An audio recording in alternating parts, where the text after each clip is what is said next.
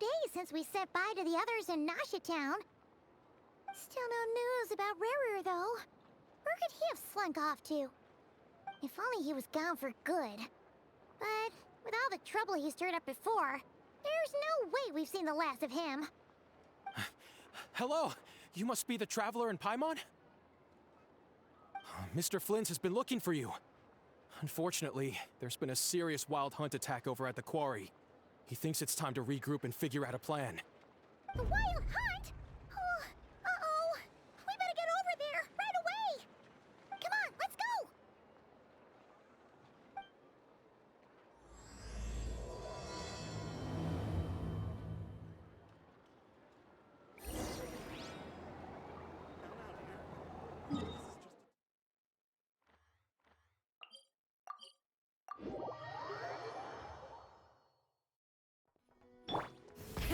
Rev the engines!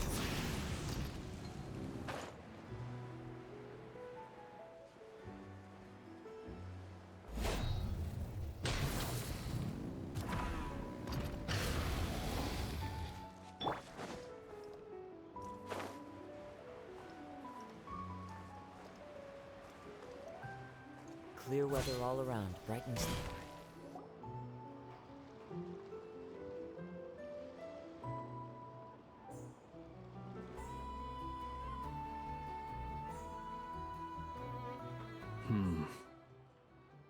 I can barely sense any Kuvaki at all. This whole area feels like a soulless husk. Looks like his appetite truly is insatiable. As if the power of that energy cannon wasn't enough. He's not seriously still getting stronger? What's his endgame here? Ah, everyone's here already. Hey, we made it. So, what's going on?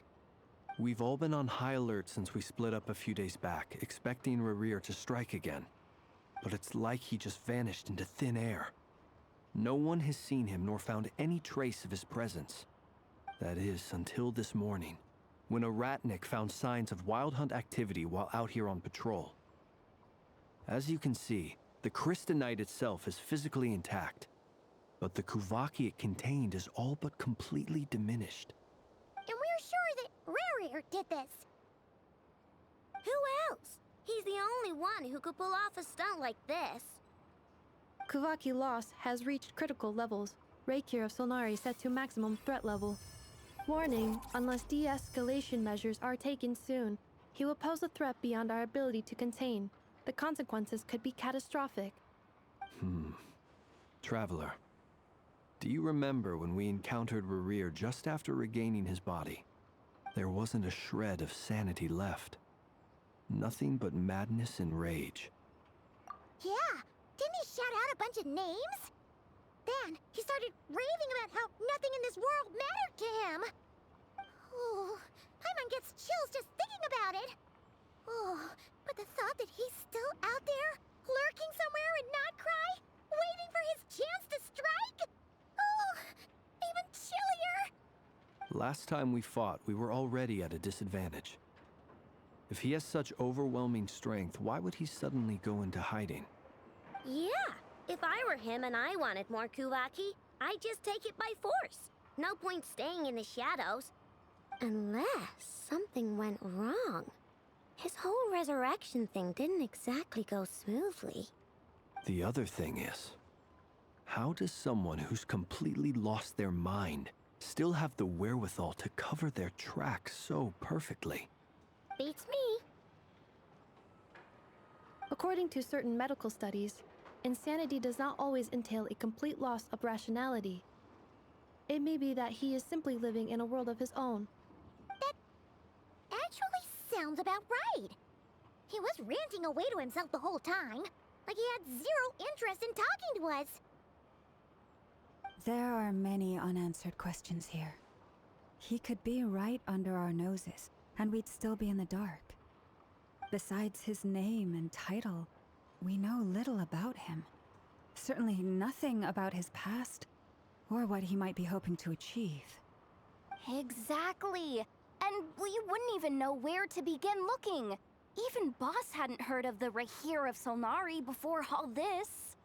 I'd be willing to bet that even if we gathered together every scrap of intel in Nod-Krai, we still wouldn't find more than, like, 3 useful facts about him. So, if we do nothing, he'll just keep getting stronger. But if we want to investigate him, we have no idea where to look. Last time we had Marionette and her big robo-buddy to help us, and we still barely held our ground. If we had to face him alone... Oh, Paimon's head hurts just thinking about it. What are we supposed to do against a threat this big? Well, I do have a little hunch about his next move. Given that he attacked the quarry, I'd say it's likely he'll target other places rich in Kuvaki. Somewhere like the Eye of Krati, or the Pillar of Embla. One thing's for sure. If we just sit back and let him keep absorbing Kuvaki, we really won't stand a chance against him. A perfectly reasonable hypothesis. However, it is worth noting that these 2 locations are quite far apart. To investigate them both, we'll need to split up. I agree, we should split up. Right now, Rarir's goal seems to be gathering Kuvaki, not fighting us directly. Once we're done, let's regroup on Hisi Island. Wait, why Hisi Island? If I recall correctly, your largest goddess statue was carved from Kuvaki-rich ore, was it not? That's right. Yes, it could well be a potential target of his. I should head back and start evacuating the pilgrims.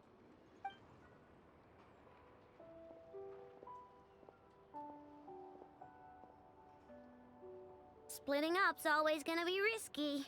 But I guess we don't have much choice, right? We're in a race against time here. And if we do run into Rarir, what then? That's when you follow the 3rd rule of treasure hunting. Run like the wind. Didn't you say the 3rd rule was go with the flow? I don't know. Did I? Anyway, whatever. In this situation, go with the flow means go find backup. Agreed. If anyone finds so much as a trace of Rarir, do not pursue him. Get out of the area and alert the rest of us as soon as possible. We need to put safety first. All right, we'd better get moving. Come on, Anefa, let's go.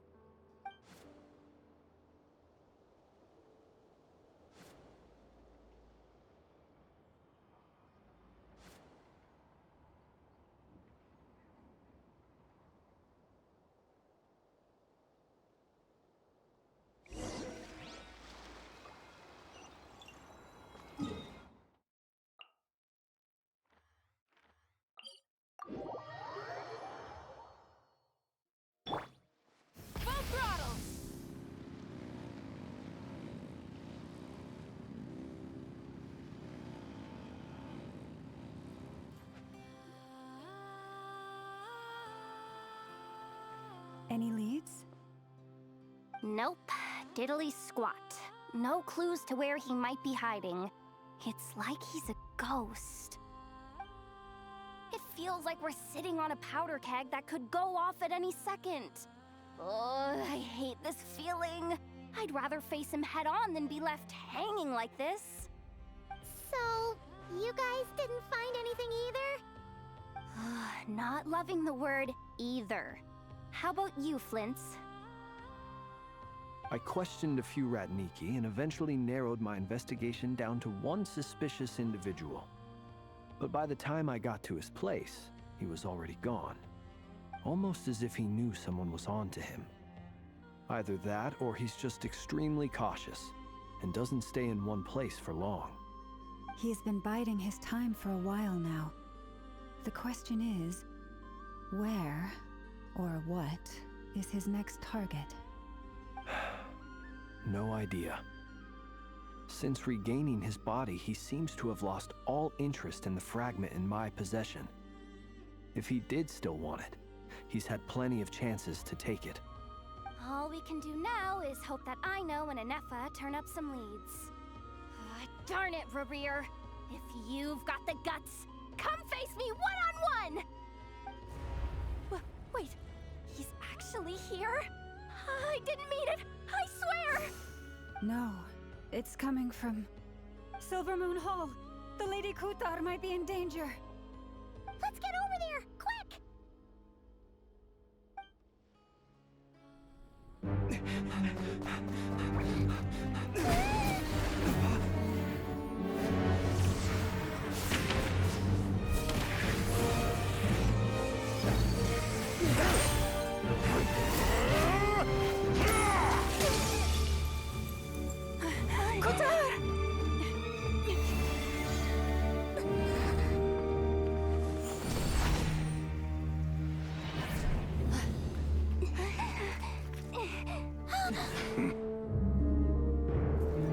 Why is he attacking the damsel elect? What's going on? No time for questions. Stop him!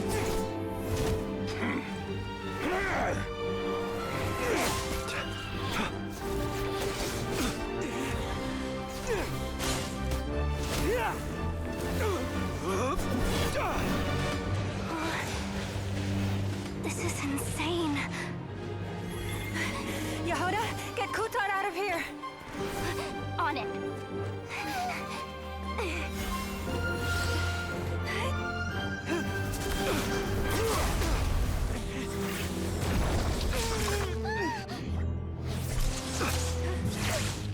Look where your feeble light has gotten you.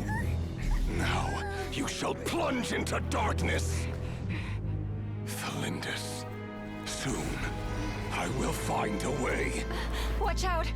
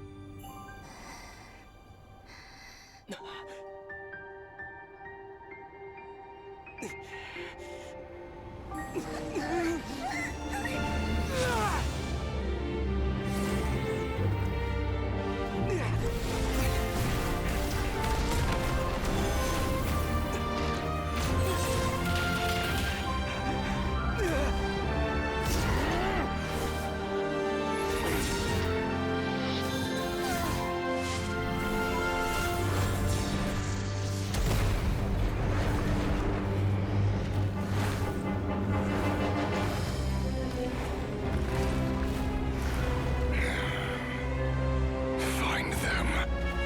Even if it means turning this place to ashes.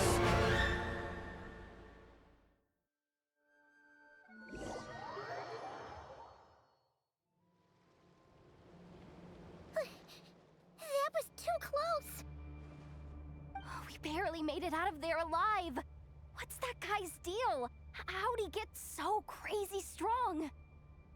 He's a threat to this entire nation. I doubt his strength could even be measured by conventional standards. I have a question. When me and Anefa showed up, we saw him chasing after this lady like he wanted her dead. What was that all about? We weren't there for the whole thing either. They were already duking it out by the time we arrived. Yeah, we didn't see how it all started. It all escalated so quickly, we had no choice but to step in. Kutar, can you shed any light on the situation? Kutar. Cross-checking database. I see. So you're the one that the Frost Moon Scions refer to as the Moon Goddess? Wait, she's the moon goddess? Oh, no wonder she looks just like all those statues. There are many reasons why people might worship the moon, and just as many why they might despise it. I've never met that person before, but there was no mistaking his deep-seated hostility towards me.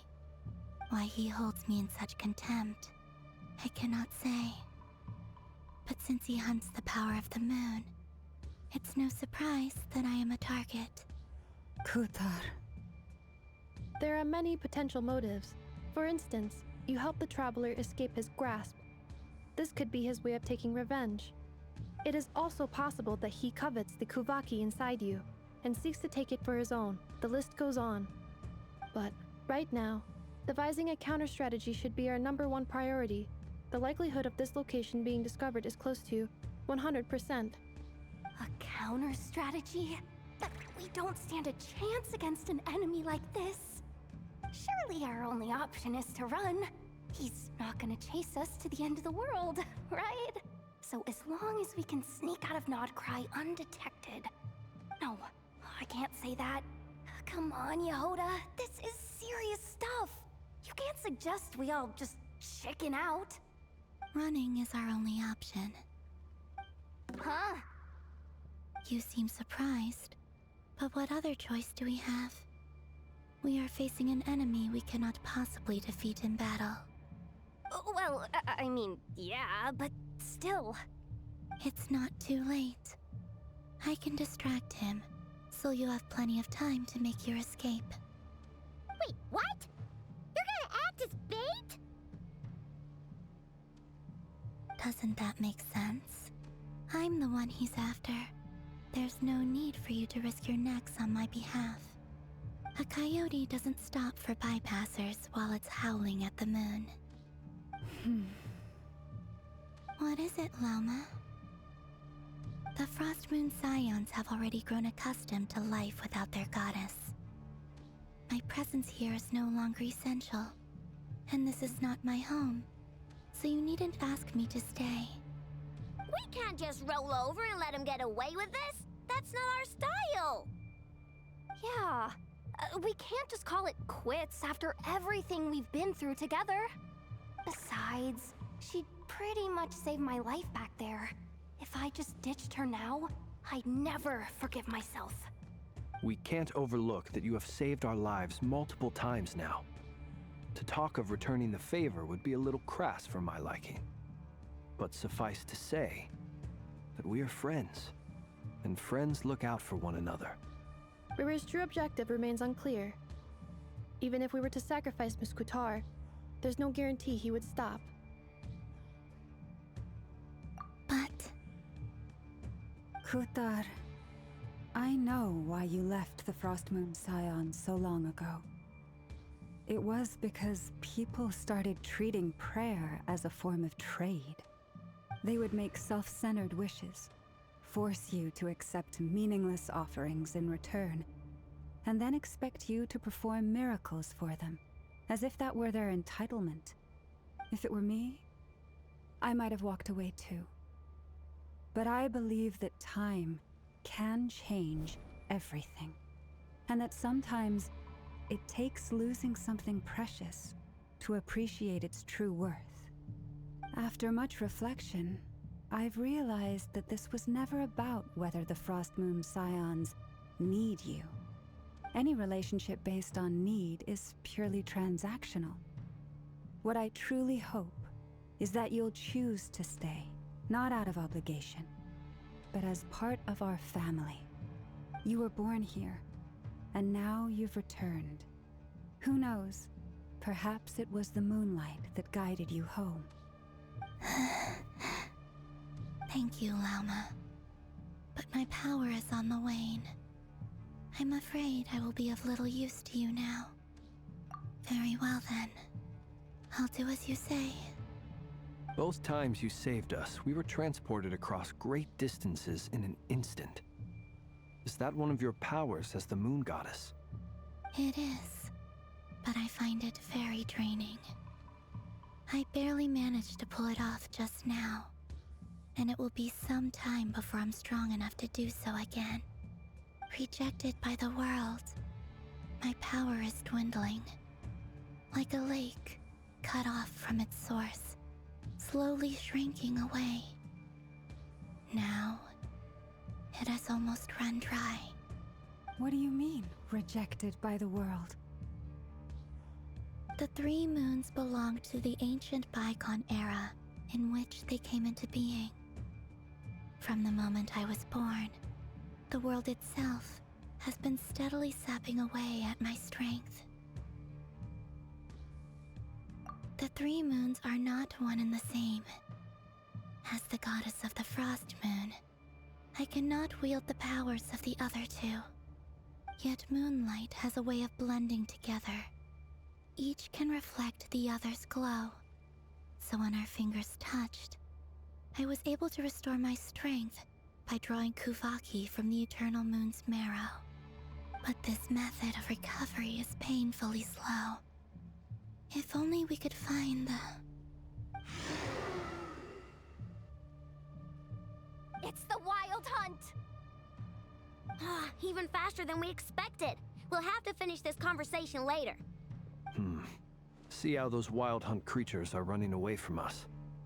They're likely just a scouting party, which means Rerir won't be far behind. Then what are we waiting for? Let's get the heck out of here!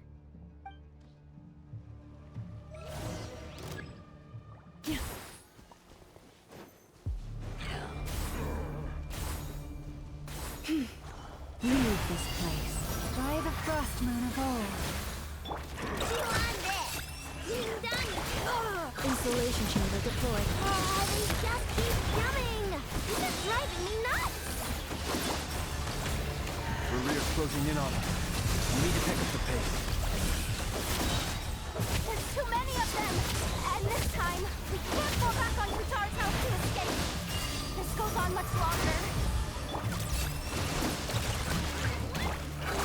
Ultimatum protocol.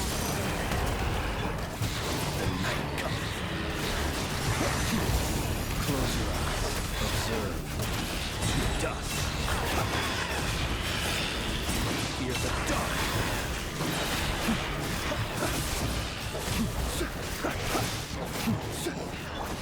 Forest, protect us for the everlasting forest. Preparing for dust up. Cleanup sequence initiated. The long sleep deaths. Close your eyes. Be silent. Night falls. Observe. By the Frost Moon of old. Leave this place. Wing down weather bomb! Annihilation mode. Defensive mode engaged. Close your eyes.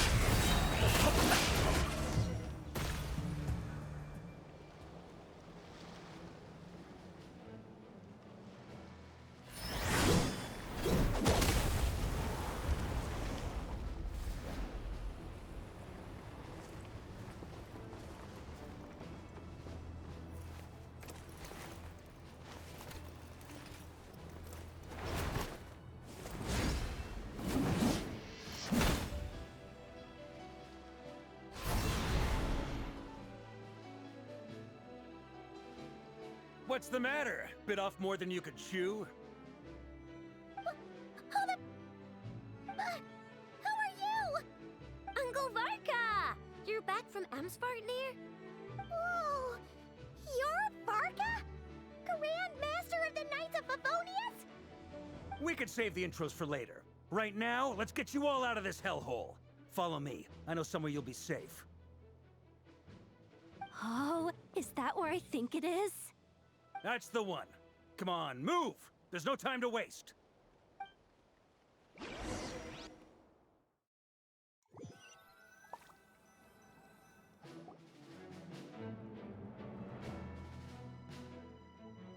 Wow! Where are we? This is so well hidden. Well, that goes without saying. This is the Knights of Favonius' meeting place in Nod-Krai, and a contact hub for the Northern Intelligence Network. AKA, the black market of intel. No matter what faction you're with, it's the place to buy and sell information. Their headquarters are in Nod-Krai, but they've got contacts in every nation. As an expeditionary force on foreign soil, working with them has offered us the most effective way of getting our hands on reliable local intel. This is where we meet, so naturally, it's secure. Anyway, where were we? Folks from Nod-Krai should be pretty familiar with me by now.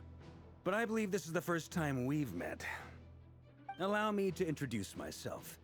I am Varka, Knight of Boreas, and Grand Master of the Knights of Favonius. We've heard all about you. This meeting's been a long time coming. You look way younger than Paimon expected. But you definitely have that Grand Master vibe. Well, I'm no spring chicken. Just not showing my age yet. Definitely feeling some of that back pain today, though. Rushed back from Amsfartnir without a wink of sleep, only to get right into another fight with that freshly revived maniac. Another? You mean you fought him before? Yep. He wasn't nearly as strong back then, but he was still a formidable foe. I brought some of the knights along to give him a little surprise, but he saw us coming from a mile off. My squad took heavy injuries, and I barely made it out alive myself. We knew it might have been our last chance, so we staked everything on it. But still, it wasn't enough to stop him. I tried tracking him down afterwards, but he didn't leave a trace. Even in his unhinged mental state, he's as cautious as any trained operative. So, I decided to come find you.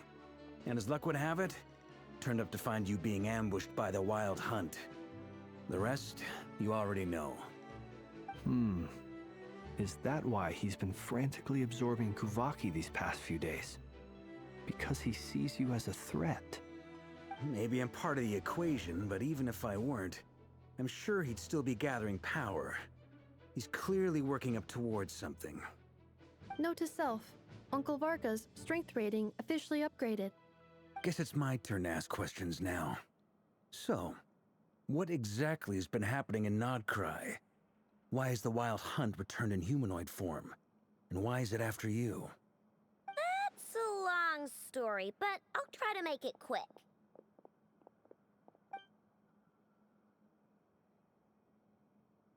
Wow, I had no idea so much had happened.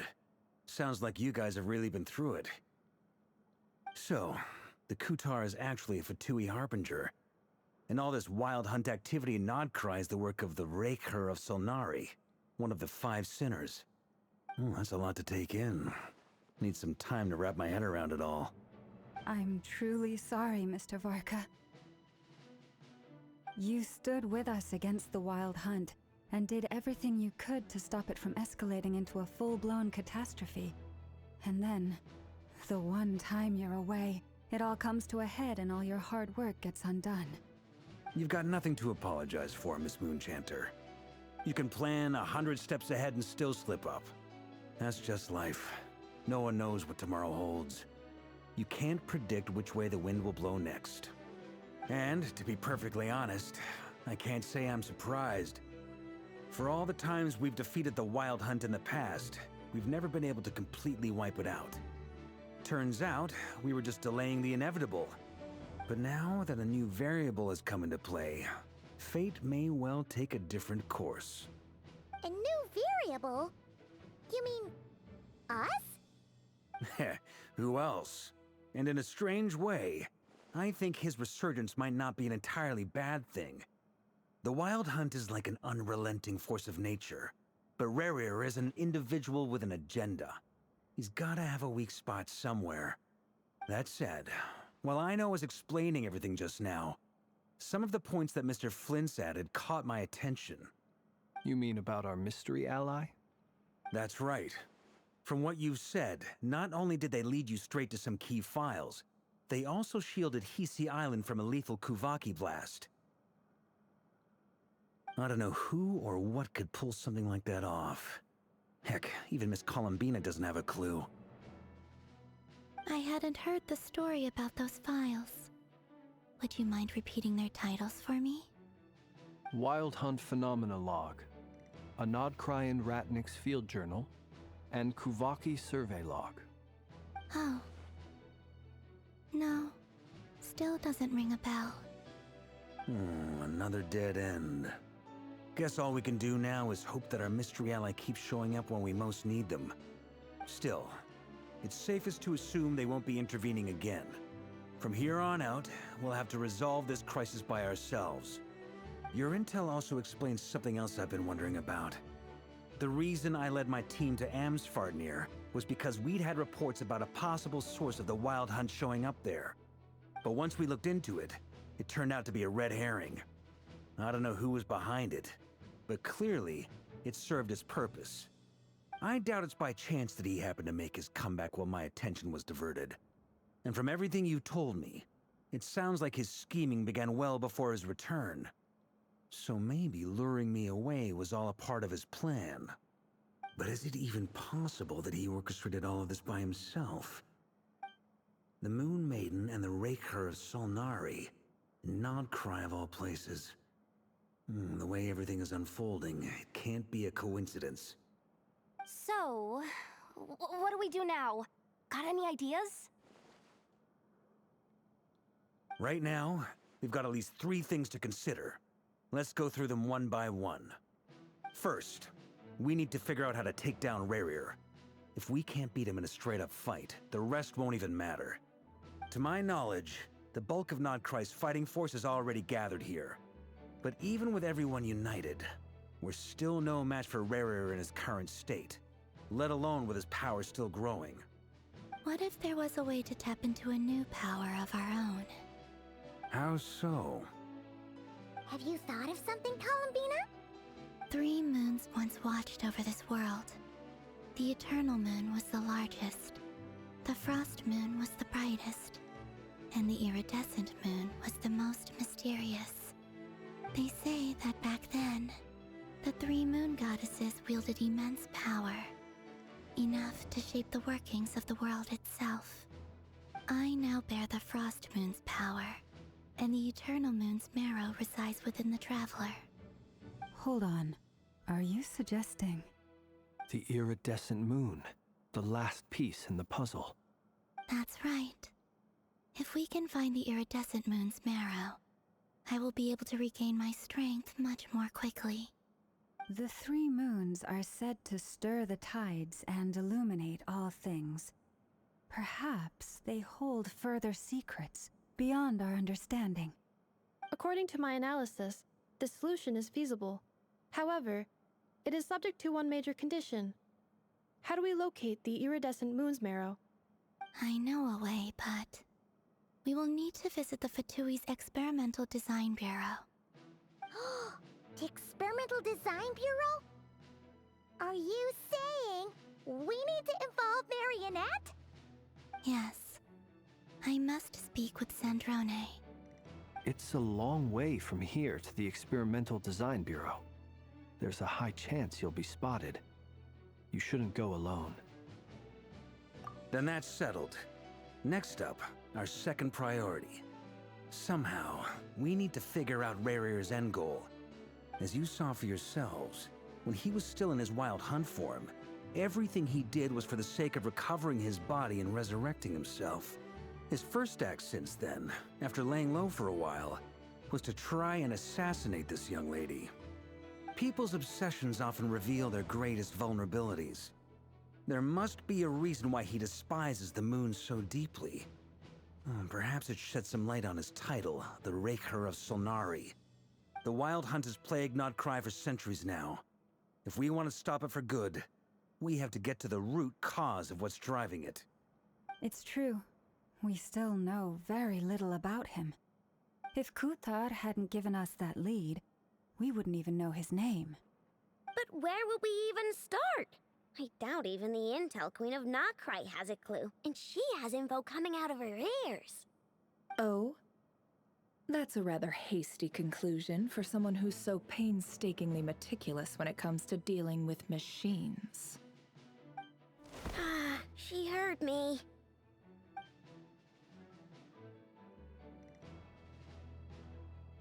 Boss! What are you doing here?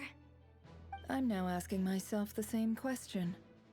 I received a letter from a humble knight of Favonius, requesting a meeting to discuss a major business deal. But it looks like this humble knight had something else in mind.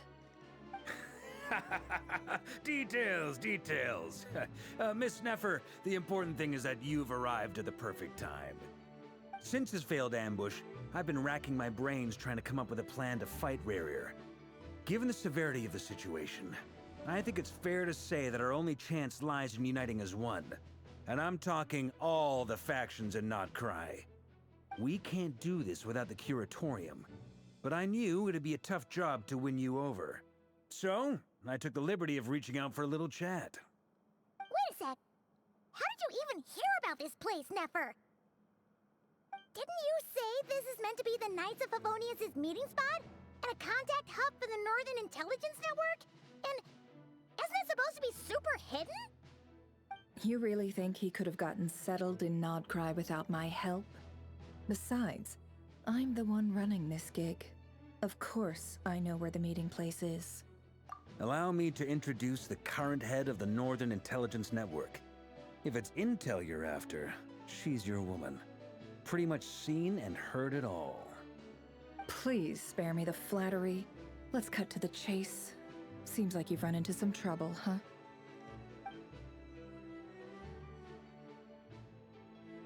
Well, this certainly qualifies as an unforeseen crisis. On behalf of the Curatorium of Secrets, I wish you all the best of luck. So you're just going to sit this one out? Why should I get involved? What could possibly be in it for me? What if we told you we can't do this without you? Oh? Then I'd say, you'd better make it worth my while. I don't work for free. I can't put a price on something like this. It's just not in my nature. But then again, you and I have always been polar opposites in this regard. So I can't exactly say I didn't see this coming. If you insist on compensation, I will pay you. Consider this a formal commission. Sound fair? You just don't give up, do you? Too bad. I know you well enough to know you can't afford my prices. The riskier the job, the more it'll cost. And a Moonchanter's stipend isn't exactly generous. Unless you're planning to start passing the donation box around among the faithful. Boss, just a thought. If they come up short, maybe you can take the difference out of my next few paychecks. Things got really dangerous during the fight with Rerir. If this girl hadn't saved me, I'd be ley line fodder by now. I'd be gone for good, boss. If there's any way we can make this work, I'd really like to help her. Please, I'm begging you. This is why I'm always telling you never accept favors. They are the hardest debts to repay. You have to be careful who you get involved with, or you invite all kinds of misfortune.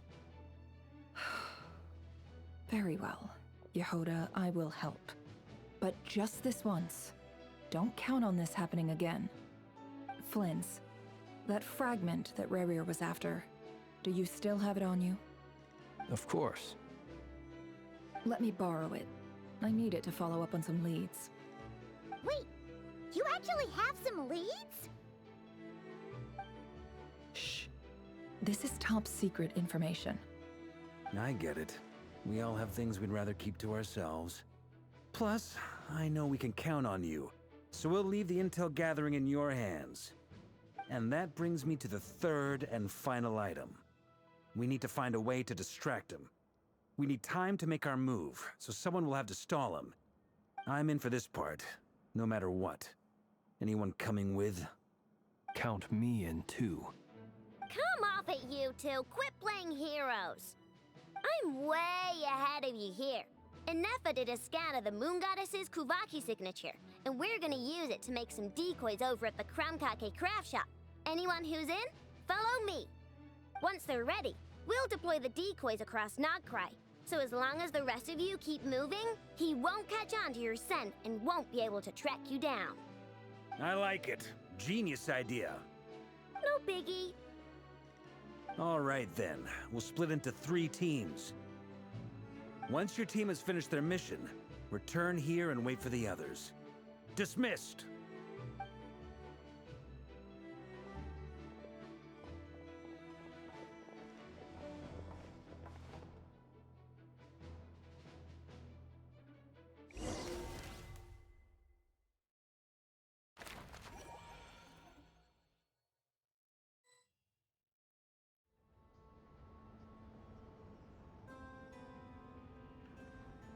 Lady Damselette. Wait, and you two? What are you doing at the Kuvaki Experimental Design Bureau? We've been doing our best to mind our own business lately.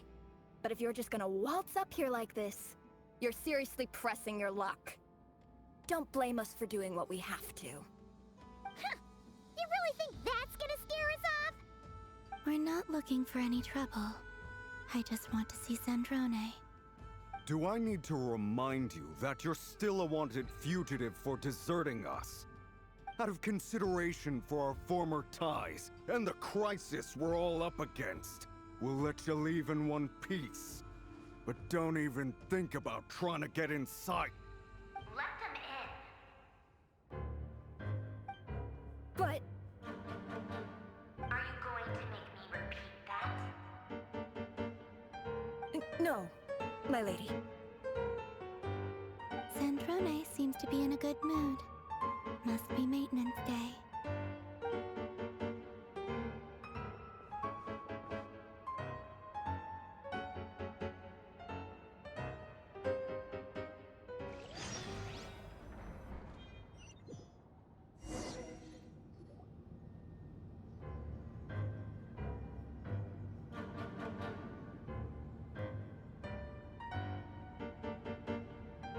So tell me, to what do I owe the honor this time? Actually, before you answer that, just so we're clear, we're not colleagues anymore, Columbina. I don't owe you anything. I promise it's nothing big. It seems like you've gotten the wrong idea here. The only reason I let you in was because I was bored. It seemed like a way to kill some time and satisfy my own curiosity. Whatever miscalculations I may or may not have made in the past, I haven't lost the plot enough to even consider sticking my neck out for your sakes. I'd like to speak with Arlecchino. What?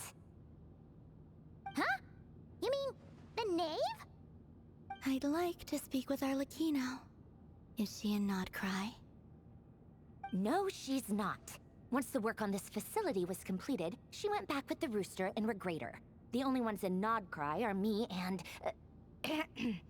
What is it you need to speak to her about anyway? Rerir is hunting me. If I'm going to face him, I must first retrieve the lost moon.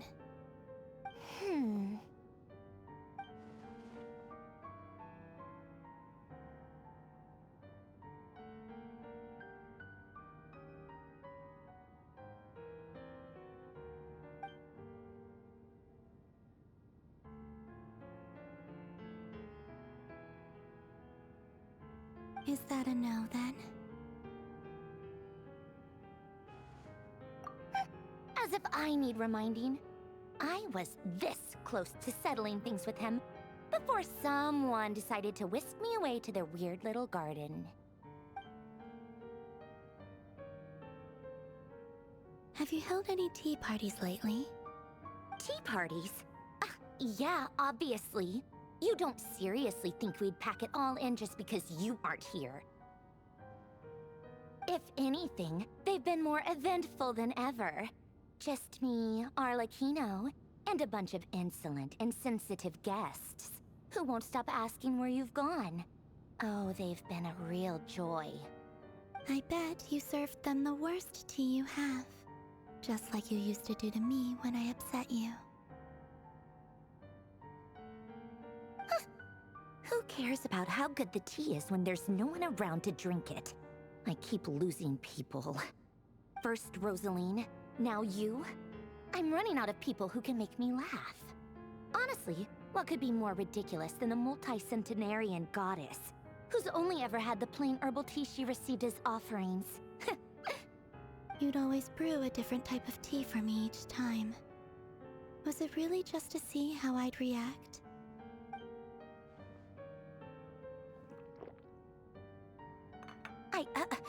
Well, duh. Why else? Watching you squirm was practically my only form of entertainment.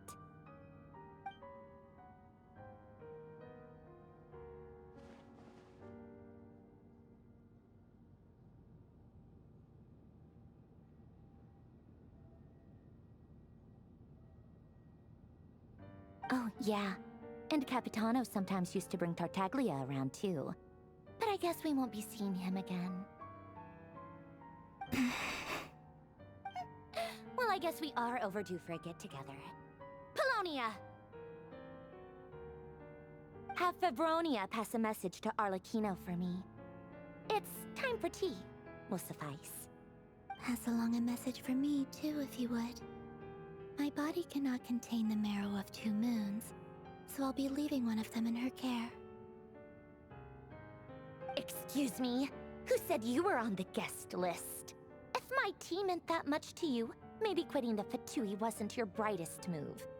Back when you were under the Tsaritsa's protection, no one would have dared come at you so openly. But that protection didn't come for free. In fact, I paid dearly for it. At the end of the day, it was just another transaction. I just got tired, that's all. I never wanted any part in their grand ambitions, and I've had enough of being treated like a bottomless supply of power. It brings back memories from the old days, when I was still worshipped as the moon goddess.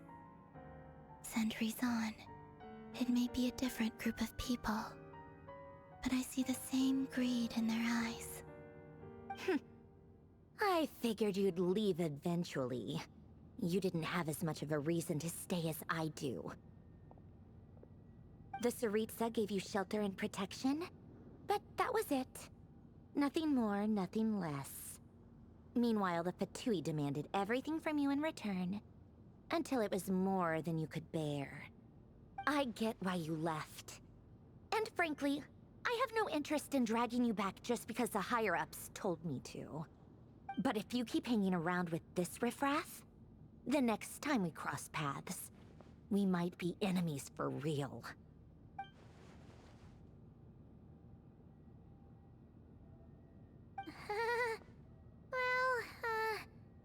Guess that's our cue to leave? That might be your plan. But it sounds like someone else wants you to stay a little longer. Huh? What do you mean? Listen.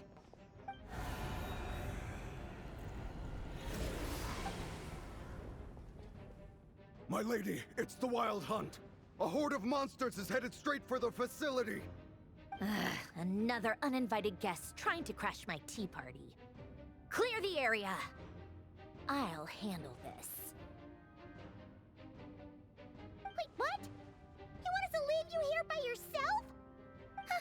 You'll be lucky to make it out of this alive. You really think you can afford to worry about me? Go on, get out of here. You may have stopped Polonia from crushing him last time, but I've made sure that won't happen again. The entire Experimental Design Bureau is rigged for war. Stay and watch if you want, but it'll be at your own risk. You're not flagged as friendlies in a weapons system. Don't tell me what to do! Look, if you're leaving, make it quick, or you'll just get in my way. There's a secret passage on the 2nd floor. It'll take you right to the plains out back. Stare all you want, Columbina. You're not getting another invitation to my tea party. I know. But thank you anyway, Sandrone. This is exactly why you shouldn't hang around with those people. All their melodrama and sentimental nonsense is rubbing off on you.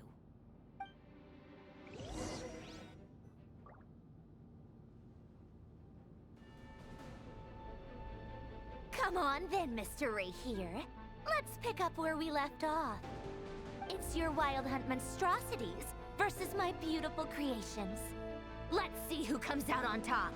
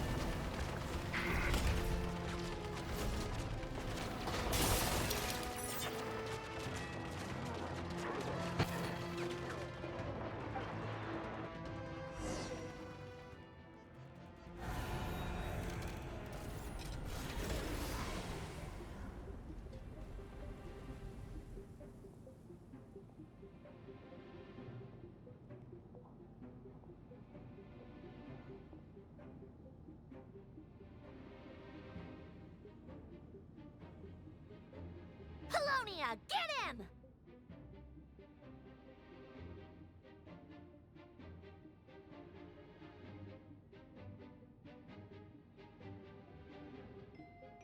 I've upgraded Livonia again since our last encounter, and uploaded every last scrap of your data.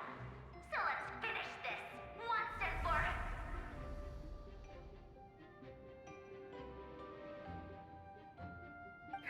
She's not here. Where did she go?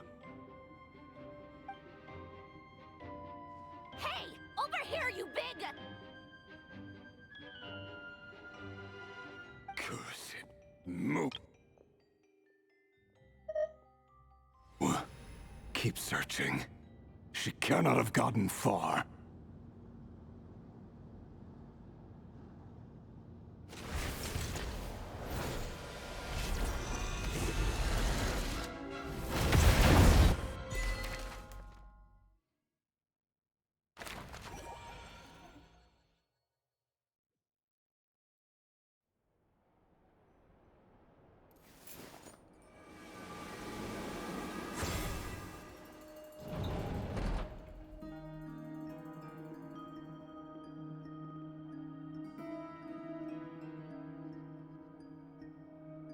So this is your method for investigating Paimon coming in! Paimon coming in! Is it... Good deduction. But it's quite a different affair from what you're used to with the Frostmoon Scions.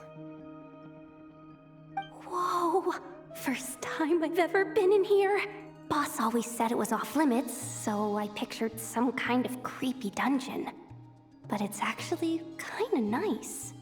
Oh, I guess this must be Sumero decor? That's where Boss is from. And that nice shopkeeper who sold me my treasure compass.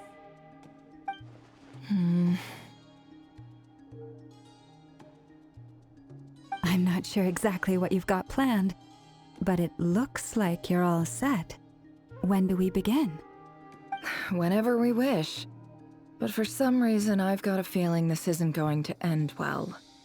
I've never faced Rerir myself, but from what you've told me, his power is beyond anything I could imagine. I, on the other hand, am just an ordinary businesswoman. Our paths should never have crossed, yet here I am, forced to make an enemy of him. If you ask me, you're about as far from ordinary as it gets.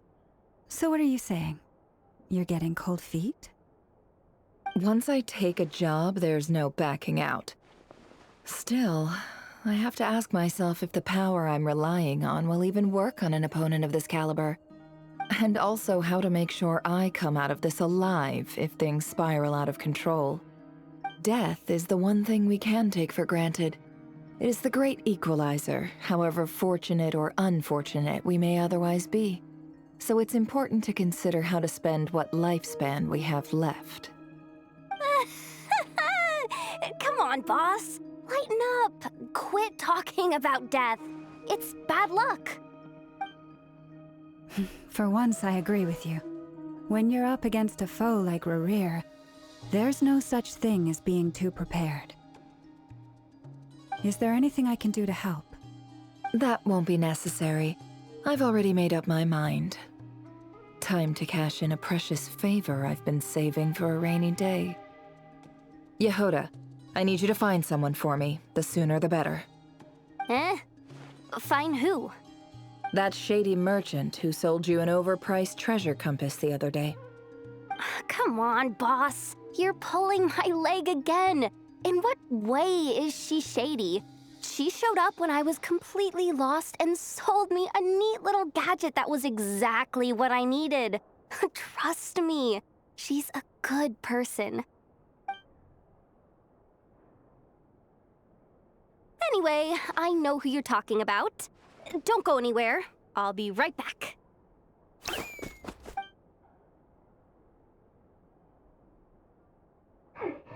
grabbing me. I genuinely can't run any further.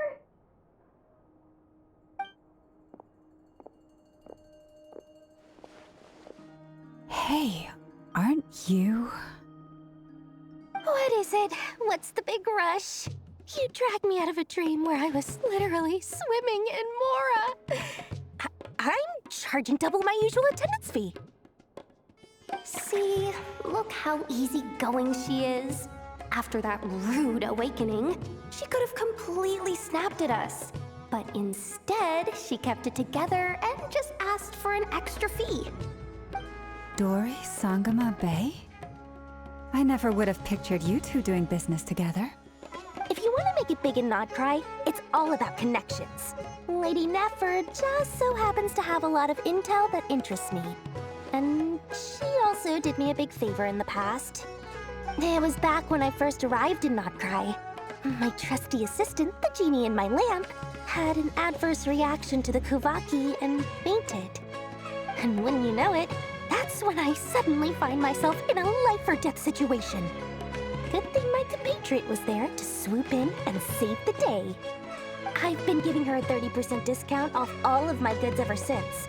Now, so that no one here feels left out, I'm willing to extend a 20% discount to fellow friends of Boss Nefer.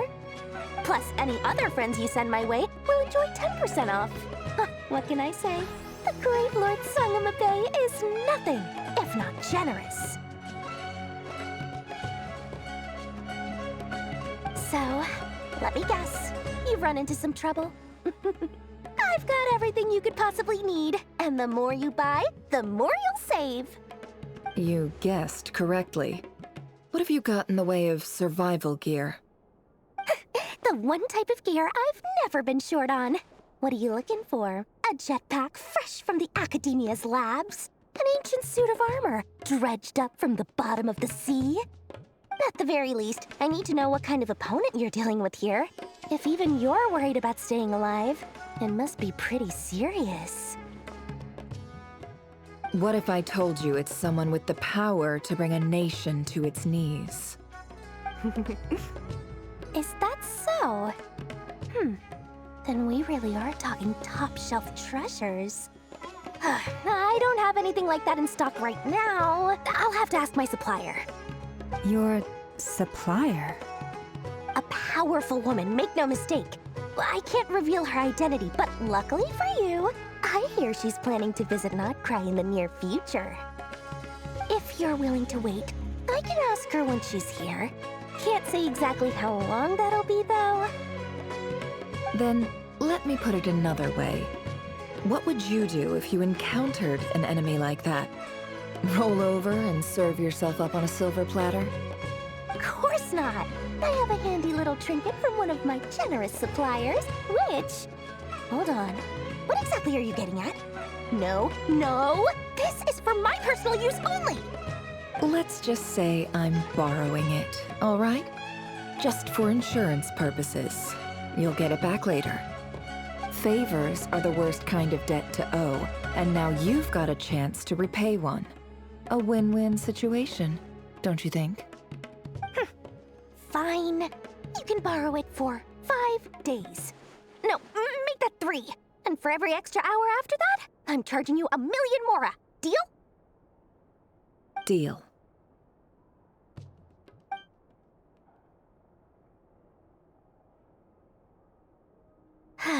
What a way to start the day. Now, was there anything else you wanted? Or can I go back to bed now?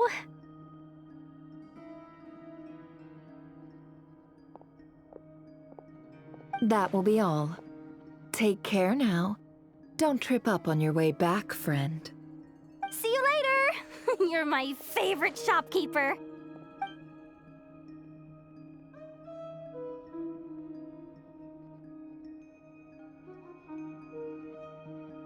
Excellent. Everything is well and truly ready. The ceremony can now begin. After initiating the ceremony, your minds will follow me wherever I go. You will see many strange things in your mind's eye. So remember, don't be frightened, and don't make a sound. Now then, let us peer into the Raker of Solnari's past.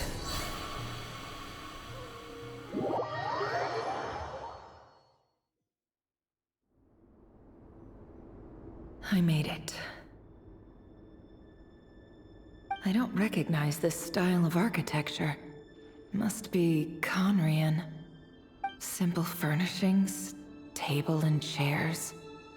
It's a more ordinary house than I might have expected. Looks like the fearsome Raker of Zolnari came from surprisingly humble beginnings. Unless this passed for luxury in Conria. Unlikely. It was said to be a very prosperous nation in its heyday.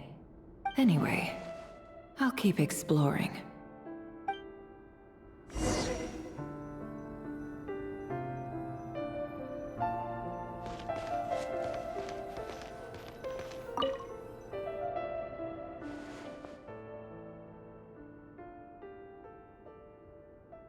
Hi, Rivier. Since you're working extra hours tonight, I thought I'd keep myself busy by checking out that new kebab shop. I've heard good things about their menu. I'll test it out, and if it's as good as everyone's saying, let's go back together sometime. P.S. New stash from the Universitas Magistrorum. I brought some goodies home. A few teacups and a pin rack. Hope you like them. They didn't sign their name, but they must have been close. Sounds like they were living together.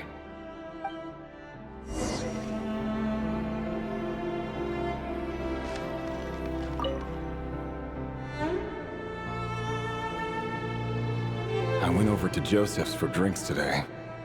They have a fine collection, but I went alone. Felindis was tied up with something and couldn't make it. Joseph asked why I came alone, but I didn't really have an answer. He then went on to ask about other things. If you ask me, someone who asks that many personal questions is too nosy for their own good. But if he invites me again, chances are I'd still go. Felindis. That's the same name Ririer mentioned. Crane imports keep falling. If things don't pick up, we'll soon be back to meat and mushrooms only. Honestly, I'm not a huge fan of that new type of mushroom everyone's been into lately. Didn't it start out as a lab-grown variety? I heard it's even mildly corrosive. Seriously, why would you even eat something like that? I don't care if it's an impressive feat of alchemy. That just isn't the kind of thing I like to eat. Grain has to be imported, and they're eating a diet of mostly meat and mushrooms. Could it be because Conria is underground, so it doesn't get much sunlight? That would explain why they use so much stone in their buildings. They even use alchemically modified strains for food. Seems like the people of Conria don't have many options when it comes to dining. I've just about saved up enough now. Time to buy it and keep it somewhere safe. Making a big purchase. I wonder what it is.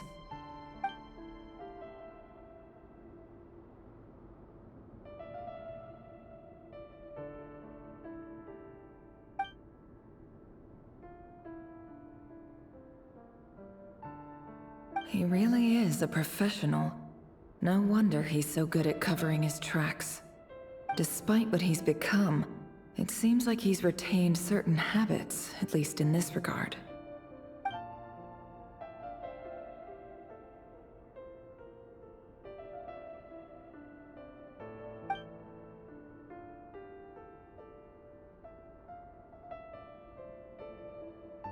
Did Riri rip it out himself?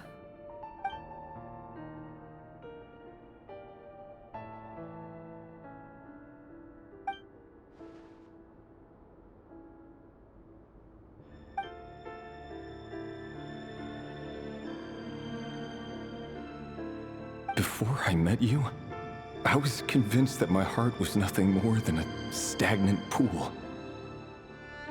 The burial place of a fallen moon. A withered, windless grove where the waters rested forever unrippled. It was you who helped me see that my heart hadn't entirely withered away. That it could still beat to the rhythm of love. This is just trivial sentimentality from the looks of it. Why would he go to the trouble of hiding that? The burial place of a fallen moon.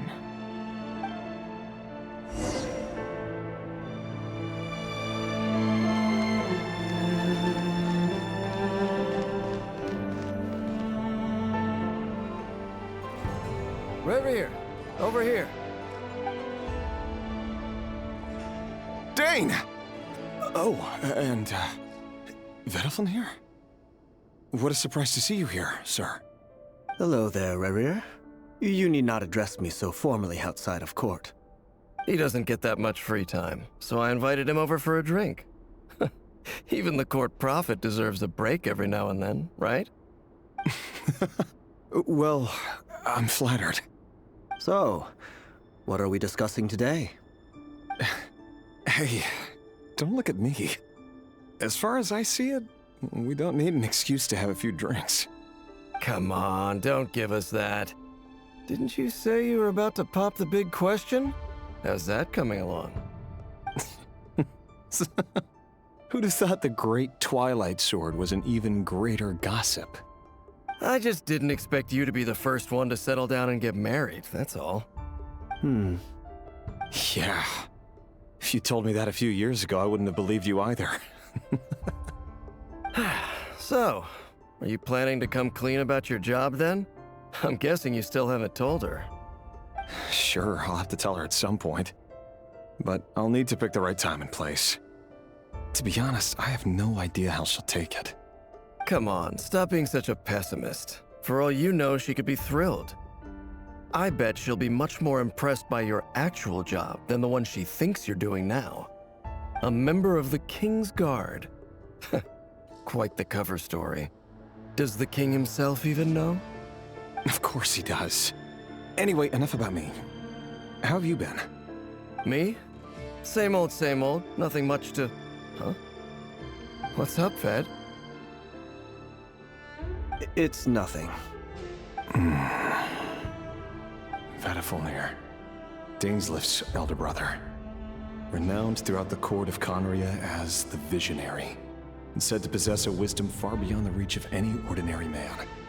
And yet, despite the gulf between us, he seems to have something to say about me. Does he even know me? Does he see me as a friend of his brother, or just another of the Vinster King's blades? Why did he react so strongly? Was it really to do with what we were talking about? Brown, curly hair and brooding blue eyes. So this is what Rerir looked like back in the day. Perfectly normal. No different from anyone else. As frightening as this monster is in the present, there's something even more unsettling about seeing the human he used to be.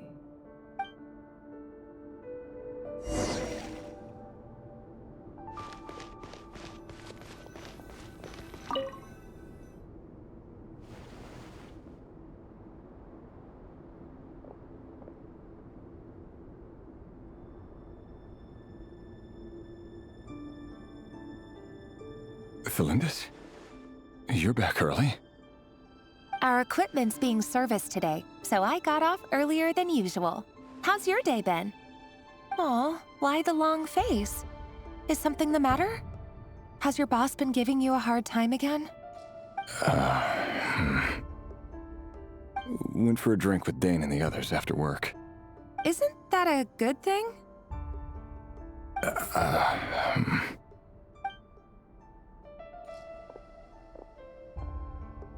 Vediflin showed up today, too. You know, Dainsleif's older brother. Ah, Mr. Vediflin. Yes, I've heard of him. They say that everything he says ends up coming true. He overheard Dainsleif mention that I'd recently proposed, and seemed to have an issue with it. But when I asked what it was, he kept it to himself. So, you're worried? You can be such a child sometimes, Reverie. We're nobodies. Why would the Visionary be concerned about us? I'm sure someone in his position has much bigger fish to fry. Maybe you're right. You worry too much, Rerir. We've been together for ages now, and everything's been going so well, has it not? You've even proposed to me. So, you do remember. Tell me then. What's your answer? Like I said, I need some time to decide. You can't just rush into things like this. We may be nobodies in the grand scheme of things, but if we want things to work out, we've still got to plan ahead. All right. Take your time. Just don't keep me waiting forever. Nobodies. Sounds about right. In the eyes of people like Vedalfnir and Dainsleif, what do we matter? Can someone whose gaze is so fixed on a far-flung future even see the present clearly? Besides, the dynasty's fate rests with the king and his inner circle.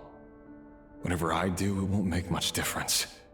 Meanwhile, every idea they come up with and every decision they make, it affects everything. These days, the king is lost in his research, and the purge of the Crimson Moon bloodline grows ever more intense. The opposition tried to speak out, but nothing came of it. And I'm under no illusions as to why. Because we eliminated them and got rid of their bodies. A man can have 1,000 reasons to carry a sword, but there are few good excuses to use it. Yet the king has never even considered a gentler approach, and he never will. What becomes of someone who kills on another's behalf? Can he ever find true peace?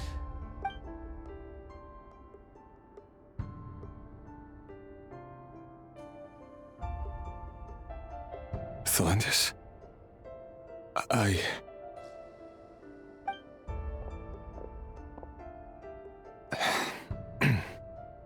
It's nothing. You were right. Fate has never smiled upon nobodies like us. But by the same token, it's unlikely to bear a grudge against us either. There's no reason we can't keep living happily together, cherishing the simple joys of each day as they come. See? You just need to stay positive, Rerir. I can feel your warmth, your breath. You're right there, right by my side.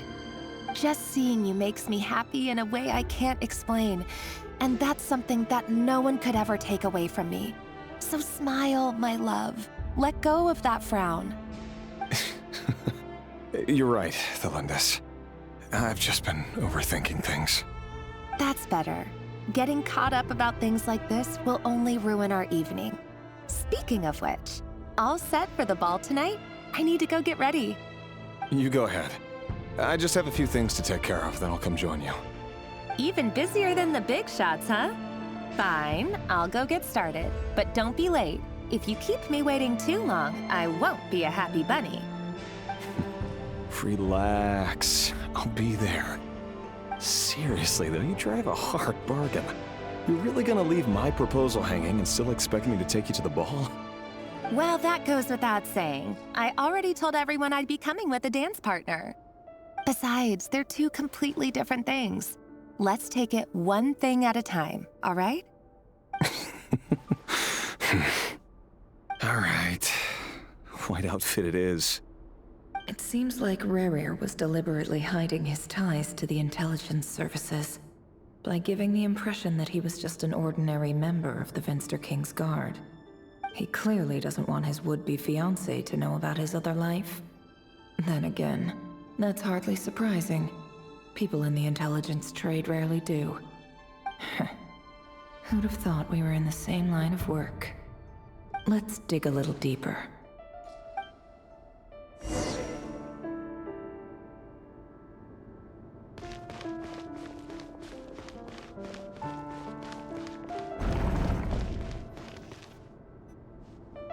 Our last operation was a resounding success, and all thanks to you, Rerir of Solnari. In total, we apprehended 32 dregs of the Crimson Moon, and 67 accomplices. After all these years since the dynasty's fall, so many of them still linger on. Indeed, it cannot be denied. Yet it was destiny that the Crimson Moon should be overcome by the eclipse, and that His Majesty, the all-seeing Vinster King, now guides our nation on the path to prosperity. Conria has no further need for a dead moon. But alas, there will always be those who refuse to see the truth, choosing instead to romanticize the past. That's not entirely true. Much about the Crimson Moon era was worthy of remembrance, and that's exactly why they keep trying to see it restored. Many of its secrets remain unsolved to this day. As it happens, that's precisely the field of study my partner is devoted to. You still haven't told her what you really do for a living. Where would I even start? How do you tell someone that you're one of the King's hand-picked executioners? That your hands are steeped in blood? You didn't choose this life, any more than I did. Orphans like us don't get a say.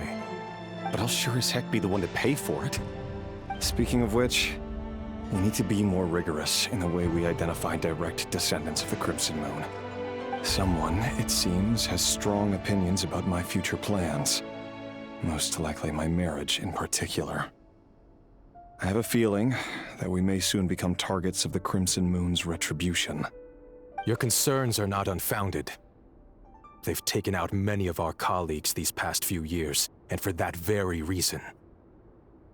These are no helpless lambs we're leading to the slaughter. They're wolves in sheep's clothing. Take care, Rey Hero of Solnari. I look forward to toasting you at your wedding. Thanks, Thorkel. You look after yourself, too.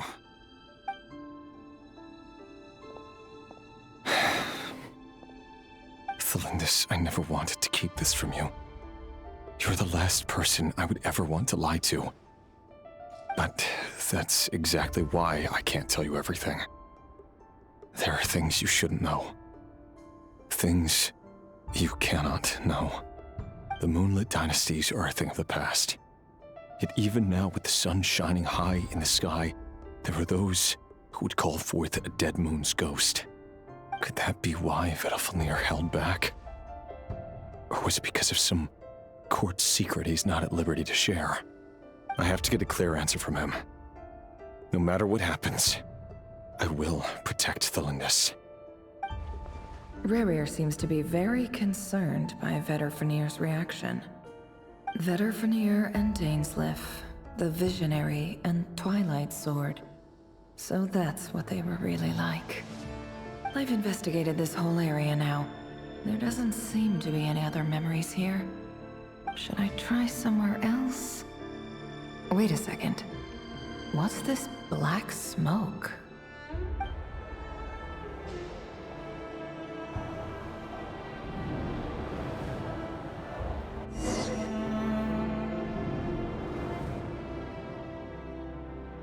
So, he's late after all. Just you wait, Rerir. You're in for it. Big time. Are you waiting for someone, ma'am? Could I tempt you into buying some flowers? Oh, sure. Pick me out a pretty bunch if you would. Thank you. But I'm afraid none of them are as pretty as you. For someone so young, you sure have a way with words, don't you? I'm only telling the truth. Look me in the eyes. You'll see I'm not lying. May we have a word in private? Who are you? And what do you want? It doesn't matter who I am. Too many of our kind have fallen lately, so I decided to take the risk of reaching out. Not long ago, the Rey here of Solnari led an assault on one of our strongholds. We suffered many casualties, and many who came to our aid lost their lives as well. Sorry, I don't know why you're telling me this. And I don't want to get involved. Wait, hear me out. This time we finally got a clear look at his face and learned his true identity. His name is Rerir, and he claims to be one of the King's guards. What did you say? A cruel irony, isn't it? The man you're set to marry leads a double life as a brutal executioner. But surely, you must have caught a whiff of the blood on his hands. Why are you telling me all of this now? Simple. It's because... How strange. Rerir was nowhere to be seen in that memory. It clearly belonged to the Lindis. Rerir couldn't possibly know what happened if he wasn't even there. Why would her memories appear in his fragment? The ceremony won't last much longer. I think it's time to call it a day.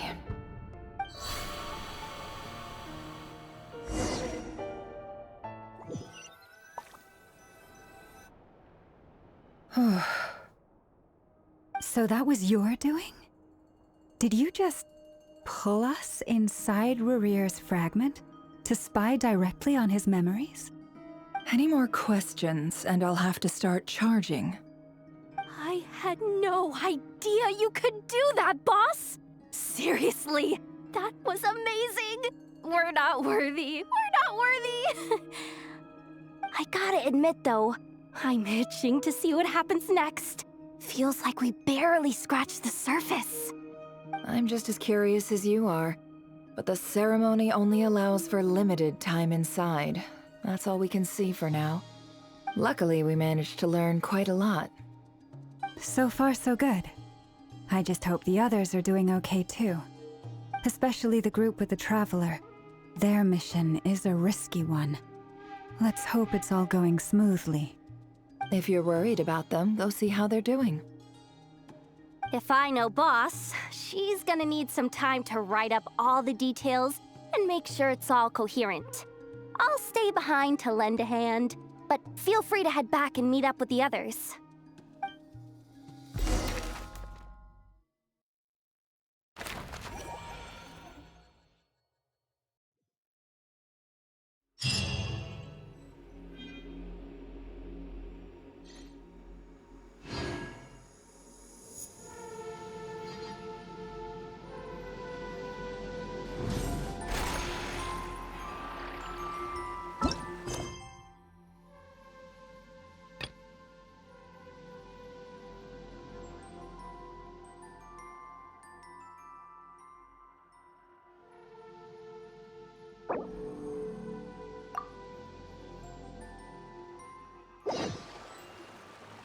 Oh, they've been prowling around for nearly 2 days now.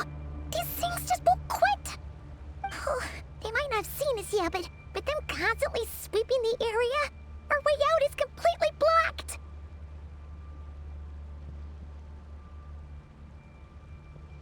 Oh, that's never gonna work. One little slip up and it's game over. If they spot us, they'll run straight back to Rerir. And once he knows we're here, it won't be long before he's breathing down our necks again. Oh, guess you're right. All right, time to zip it.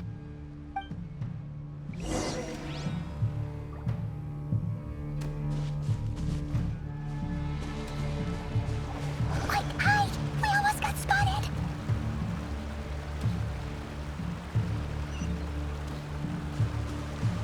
Phew, that was a close call.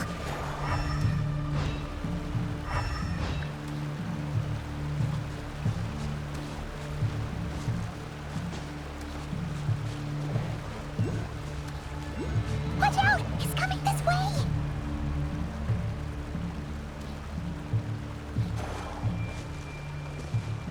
Keep going. We're nearly there. This is the final hurdle.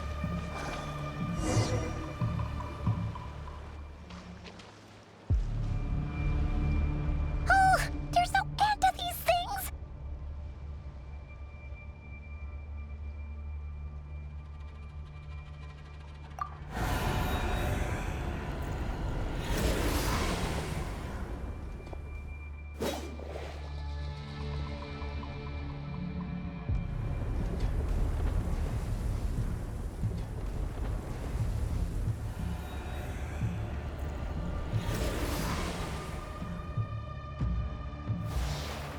Fire. Fire? Wait, what's that smell? Oh no, there's a fire!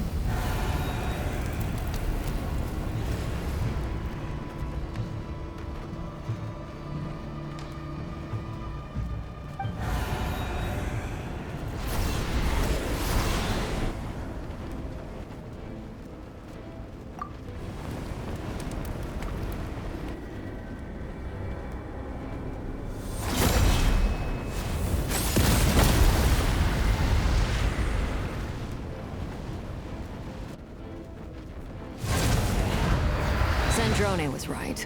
You look weak, Columbina. The old you would never have let such lowly creatures bar your way. Word has it that you did something for the Tsaritsa, and that's why you've lost most of your power. Freedom comes at a heavy price, doesn't it? It's Arlecchino! You came! Hello again, Columbina. And greetings, guests of the House of the Hearth. It's been a while, Arlecchino.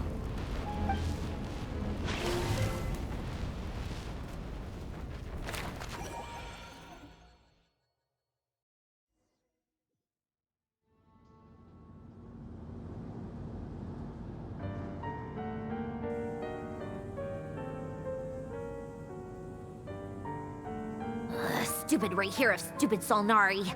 Ugh, whatever. I've got all the data I need. Next time we meet, you're finished.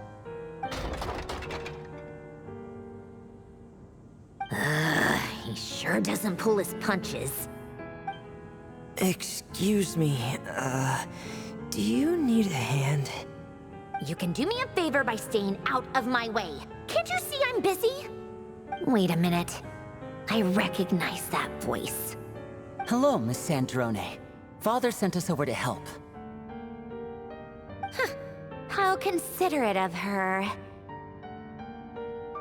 Hey, Framerate, get over here and help me fix this.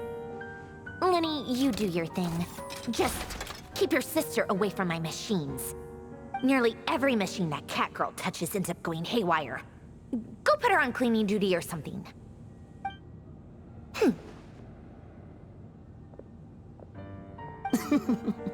Then let's start downstairs.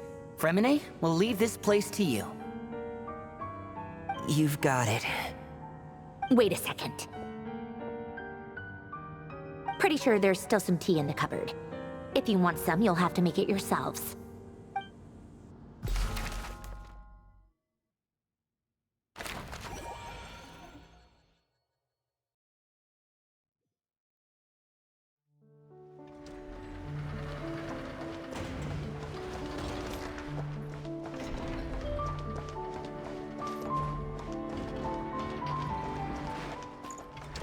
Try and stop me!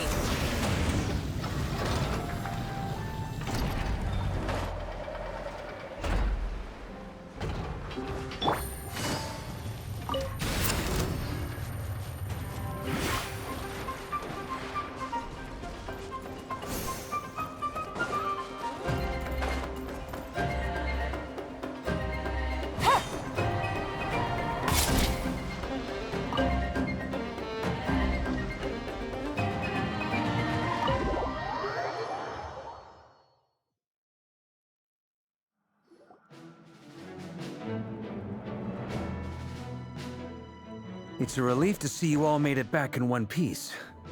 Huh? Feels like there's quite a few people missing. Where's Flint's and the others?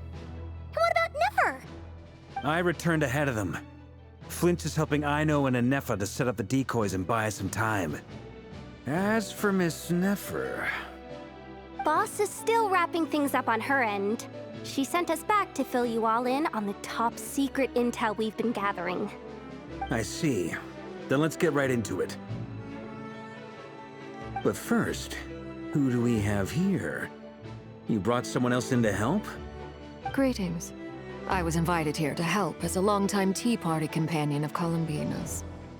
You may call me Arlecchino. Surely it can't be. Those eyes. Oh, where have I seen them before? Wait, of course. In those memories we just saw. The only Arlecchino I know is the fourth of the Fatui Harbingers. So either you share a pretty uncommon name, or you're more than just a Tea Party buddy. You are well informed, Grandmaster. A man from Mondstadt living all the way out here in Nod-Krai, and yet the people and affairs of Snezhnaya seem to hold a special place in your heart. Oh, the feeling's mutual. Sounds like you know all about who I am, too. A Fatui Harbinger. The atmosphere in here just got really tense. Guess we can't just start trusting Fatui Harbingers, even at a time like this. I must admit, though, I'm a little curious. Seeing as the Moon Goddess no longer belongs to the Fatui, what makes you so willing to put your neck on the line here? Nor does Nod-Krai belong to Mondstadt, Mr. Varka. Yet still, you're fighting for it all the same. Things don't always have to have a tangible payoff. Sometimes, stopping things from spiraling out of control is a higher priority than chasing the spoils of victory. Of course, I can't say there's nothing in it for me at all. But that's between Columbina and myself.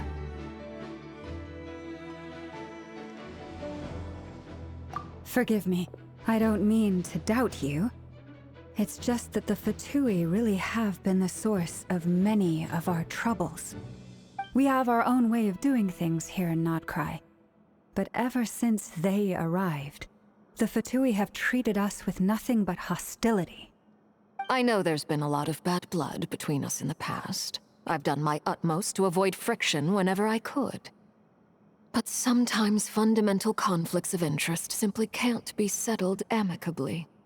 That's why I'm here solely in a personal capacity. This has nothing to do with the Fatui. As a gesture of good faith, I'll be frank.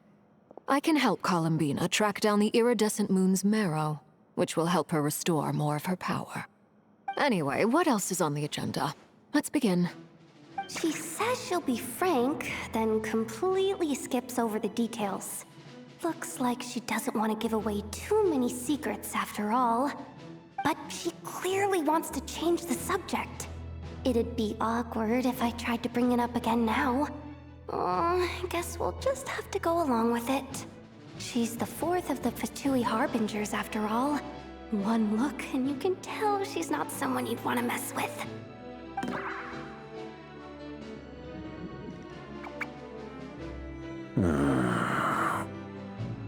Well, since Miss Arlecchino sounds confident in her ability to handle that, we'll proceed to the next topic. Yehoda, time to share that top-secret intel. Alright, listen up everyone. First, we now know that Rerir was originally a Conrian secret agent whose primary mission was to hunt down and assassinate the so-called Dregs of the Crimson Moon. The Dregs of the Crimson Moon? Mm-hmm. In the memories, there was a lot of talk about the Crimson Moon and Eclipse, and a whole bunch of other stuff from the time of Conria. To my knowledge, those were the names of two different Conrian dynasties. Long, long ago, it is said that the people of Conria worshipped the Crimson Moon, drawing a mysterious power from its reflection. But one day, a coup saw the Crimson Moon eclipsed, hence the name of the new dynasty that replaced it, and how it became the new emblem of Conria. Still, long after the Crimson Moon dynasty had fallen, the last ruler of the Eclipse dynasty, the Vinster King, still coveted the secrets it left behind. So, he sent the Rehir of Solnari to secretly hunt down the Crimson Moon's few remaining followers. In those days, Rerir showed no signs of madness. In fact, he was as normal as any other person. Oh, and he had a fiancé, or at least a would-be fiancé, called Tholindis. What's the matter?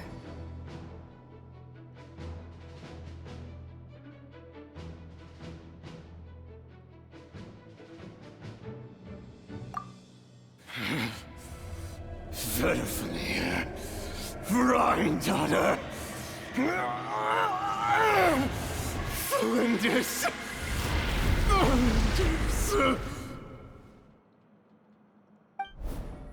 Interesting. Anything else? What about this would-be fiancé of his? Do we know anything about her? Well, she was a researcher at the Universitas Magistrorum, but it felt like she was hiding some kind of secret. Oh, and one more thing. For some reason, Rerear's fragment also contains some of Thelindis' memories, though only a very small portion. Well, no shortage of potential leads, I'll give you that. In any case, it sounds like we can conclude that while Thelindis was still around, Rerear appeared to be lucid and quite normal. Thelindis, it seems, must have been the one thing in this world that he couldn't let go of. Tell me though, were these pure-blood Conorians we're talking about here? Why do you need to know that? Hold on. If she was a pure-blood Conrian... Oh yeah! Just like how it was with the captain! If we could somehow find her, do you think there's any chance Rerear might regain some of his sanity? It's possible, but it would take a miracle. We can't pin all our hopes on that. That merchant who Nefer knows, Dori Sangama Bay. Maybe we could hire her to look into it. All right then. Let's keep working in our separate teams.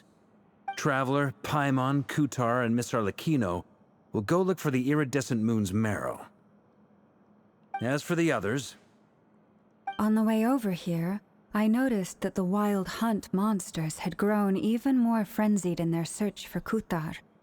At this rate, the people living here will be in grave danger too.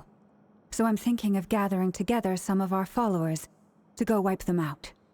I'll head back to the curatorium and meet up with the boss.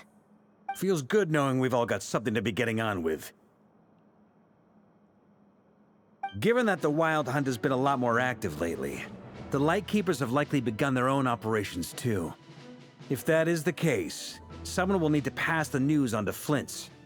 I'll hold the fort for now, then discuss our next move with Flint's, Aino, and Anefa when they get back. All right then. Well, the clock's ticking. If that's everything, we'll be on our way. We'd better get moving too. We'll try to buy you as much time as we can. Relax. Just do your thing. Now, I decided to call in some backup since things are getting so hairy. Our reinforcements should be here any minute now. Stay safe, everyone. Dismissed.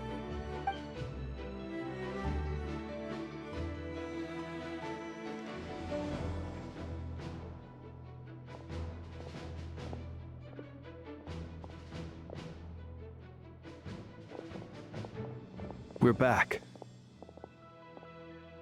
Did we get here a little early? Or a little late? A tad late. The others have already set off. To summarize, our resident moon goddess has found us a new ally, and Boss Nefer has uncovered some promising info. Everything going smoothly on your end? Not great. I don't know how long we can stall them for. The decoys are getting taken out way faster than we imagined. I'm gonna make some more later, but I need a timeout first. I'm so tired right now. Oh, right! Inefa, could you fill in Uncle Varka on what we just discussed with Flint's? Sure. Uncle Varka, you previously told us about how when you went to investigate a source of the Wild Hunt in Amsvartnir, you discovered that it was just a diversion. But according to Flint's intel, several outbreaks of the Wild Hunt had already occurred in Nod-Krai in the period leading up to that. That was before Rerear had regained his body, when he was far from regaining his full strength. In other words, in theory at least, he still lacked the means to act in two places at once. Flint's, with everything that's been happening, the Lightkeepers across Nod-Krai are rallying to fight back against the Wild Hunt. They're gonna need your help. I know, I'm sure you're capable of coming up with something far more effective than decoys. But for now, you should stay here and get some rest. Anefa and I will head back over to Amsvartnir to see if there's anything I missed. I told you Uncle Varka would say that, didn't I? A deal is a deal. Not a word about my snack intake for the next week. Database updated. Reliability of Aino's predictions increased. What does that mean? They were betting on how you'd respond after hearing their intel. It's the obvious choice, isn't it? That's hardly worth betting on. We already decided that Anefa should go investigate the situation over at Amsfartnir on her own. You might as well stay here and keep watch. Someone needs to hang back and oversee our strategy meetings. And besides, you still haven't fully recovered from ambushing Rerir. So I've ended up with the easiest assignment. Well, I appreciate it, everyone. See you when you get back.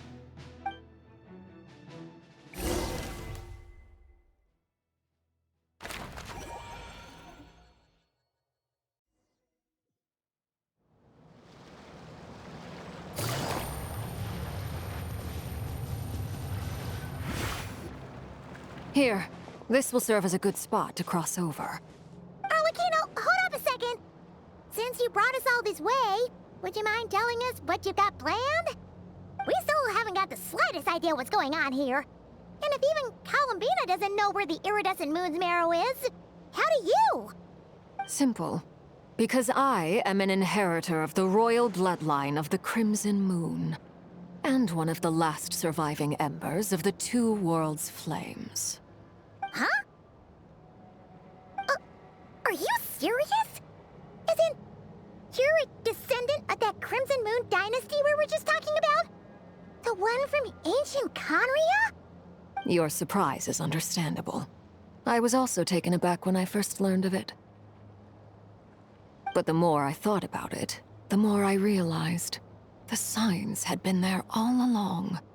When I was young, I discovered I could wield a very special kind of fire. It coursed like blood through my veins and smoldered away inside my nerves. What's more, whenever I experienced strong bursts of emotion or drew too deeply on this power, it was like some kind of presence within the fire would begin to gnaw away at me, consuming me from the inside out. Exactly. That is why my hands are like this, too. At first, I saw it only as a curse, but once I became a harbinger, the Jester apprised me of the truth. Together with my own investigations over the past few years, there are several things that I have gradually come to understand. For instance, take the so-called Crimson Moon. In truth, it is nothing more than the shattered remnants of the iridescent moon, fused with the abyss to prolong its lifespan. Since this blood flame was bestowed upon me by the Crimson Moon, it is a fusion of the iridescent moon's former power and the corruption of the abyss. You all understand the nature of the abyss well enough. I draw upon its power, and in return, it hungers for my soul. This strange blackness is the mark of corruption it has left behind. If I recall correctly, you once told me that if the corruption ever made it to your heart, you'd become a completely different person. Yes, and that's the reason I'm always careful not to push my power too far. It's essentially a never-ending tug of war. Whew. Sounds intense. Anyway, the rest of my story can wait. Is there anything else about the Crimson Moon or the Iridescent Moon that you're unclear about? Paimon has a question. So, the Crimson Moon that the Carians used to worship was actually the Iridescent Moon, right? Which was one of the three Moon Sisters. Does that mean that the Carians were to the Crimson Moon as the Frost Moon Scions are to the Frost Moon? So much of that history has been lost. We have no way of knowing exactly what they were like. But I would suspect that the Conrians weren't as devout in their moon worship as it might appear. The iridescent moon's remains simply served as their link to the abyss. Later on, perhaps someone discovered a way to make direct contact with the abyss. Or maybe there was some kind of ideological divide. Either way, a dissenting faction staged a coup and drove out the royal heirs of the Crimson Moon dynasty. Still, even with the dark sun looming high overhead, the Crimson Moon's glow never truly faded. If you want living proof, it's standing right before you. The first time we met, I sensed something familiar in your presence. When I looked at you, I felt I could see that mysterious red moon in the corner of my eye. In your flames, I saw its broken image, surrounded by a strange black aura. Well, I appreciate that you kept it to yourself. Much about the Crimson Moon is still a mystery, and I'd prefer not to end up as the object of an insane research project. Anyway, time is against us here, so if there's any other questions, they'll have to wait. I just want to make sure I've got one thing straight.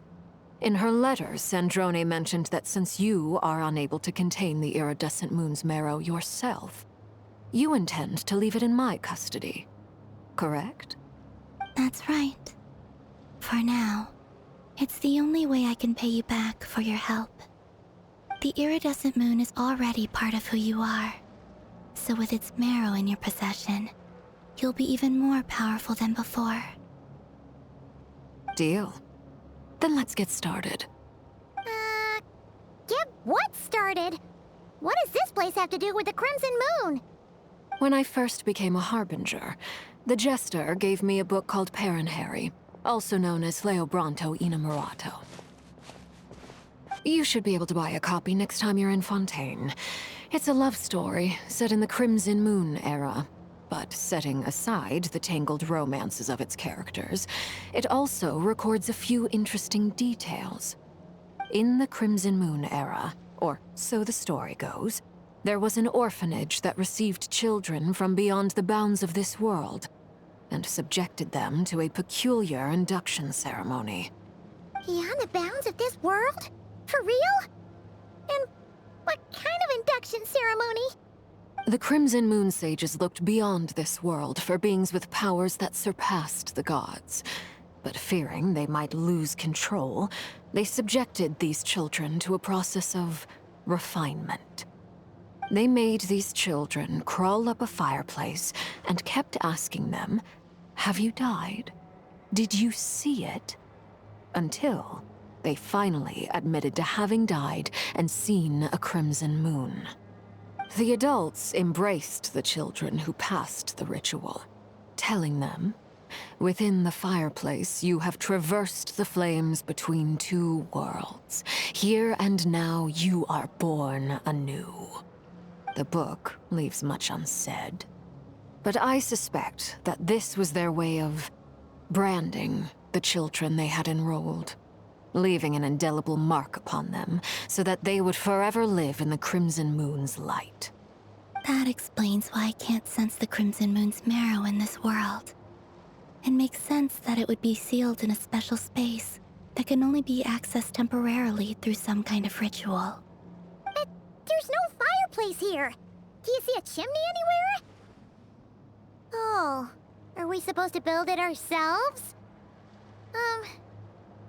Okay, fine. Paimon will go find some bricks. That won't be necessary. The fireplace is purely symbolic. The key to the ritual is crossing the flames between two worlds. In other words, the flames that burn within me. Those burned away by such flames leave behind a kind of ghostly afterimage in the world. In the days of Conria, people believed they could be used to bridge the gap between the two worlds of life and death. In short, I can open a passage to that space for you. That's the easy part. The catch is I'll need to stay on this side to keep the passage open, so I won't be able to come with you. Once you're inside, you'll have to find your own way. Very well. Then I'll open it up. Traveler, spare me a little more moonlight if you would. I may need it.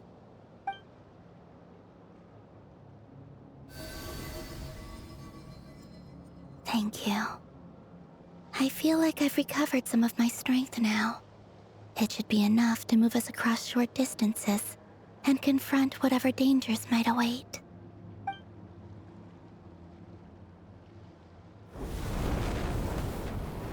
Mistress of the seven hues of ages past, great mother of the present, crimson-clad sovereign of the two realms, by fire severed, by fire renewed, I offer myself now and beseech your descent.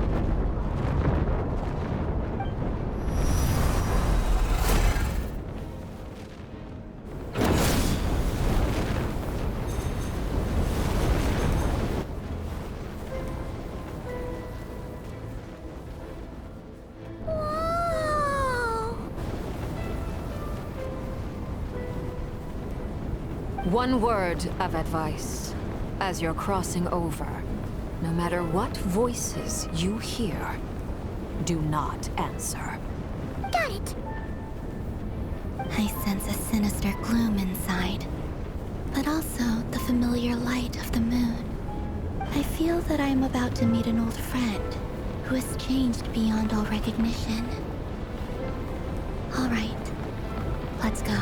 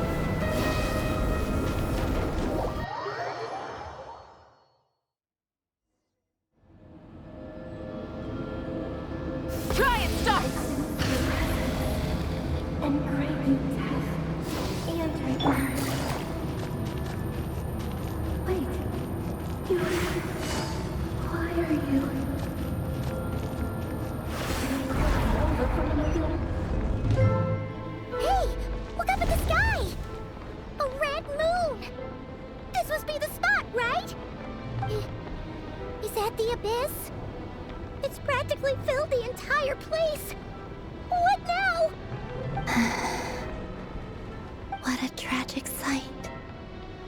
Fragments of your broken body, seized by the abyss, and hung up aloft like mummified remains. Careful! There's something spooky about this place. Feels like something is lurking in the fog. Paimon's right behind you.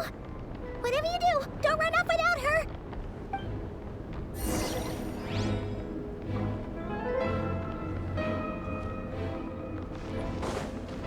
By the way, Kalambina, didn't you tell us that the iridescent moon had shattered into pieces? The moon up there looks pretty whole to Paimon. How is that possible?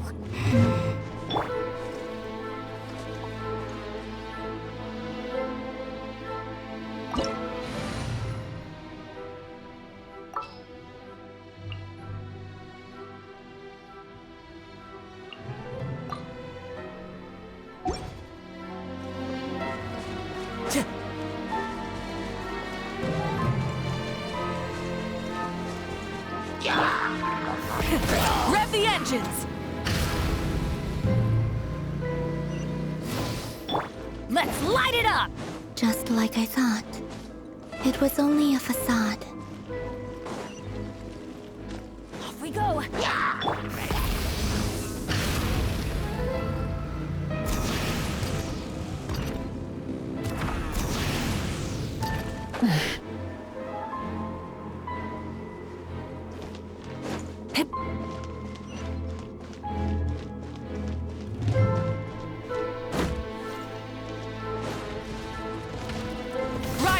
Show no mercy! Wind strike, clouds high, the birds call!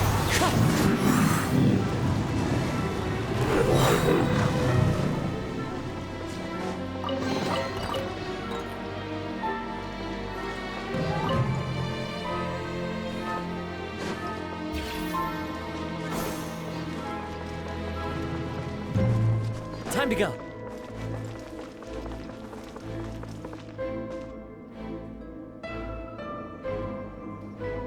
Huh?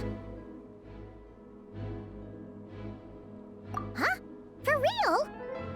That's way too high! There's no way we'll be able to reach it! No. I'm not sensing anything up there. It's coming from under the mountain. Let's see... Ah! There's some kind of weird shadow over the water! Wait, see that? Looks like a mechanism of some sort. Let's check it out.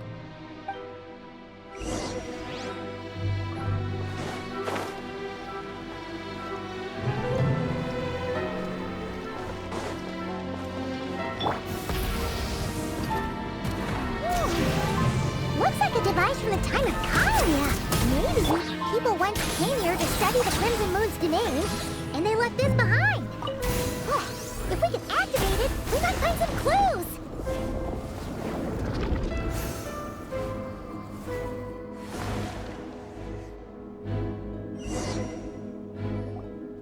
Hey, look at that! Now that the mechanism's running, the shadow in the water looks different. Do you think these mechanisms might be the key to unlocking the secret? Let's try to find more of them! Felindis, we'll leave the rest of the research in your hands. We'll be heading back now.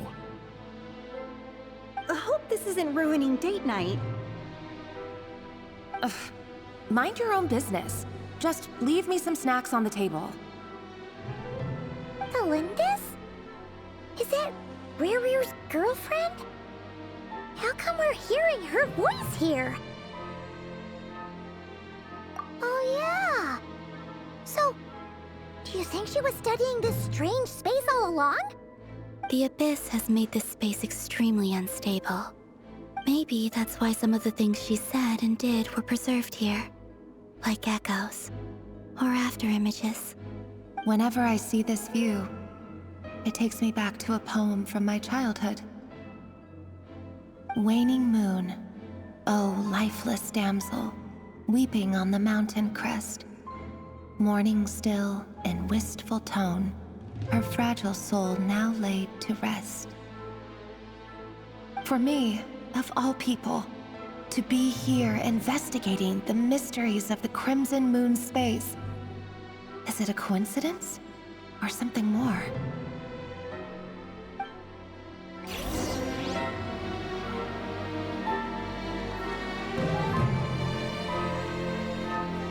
Full throttle!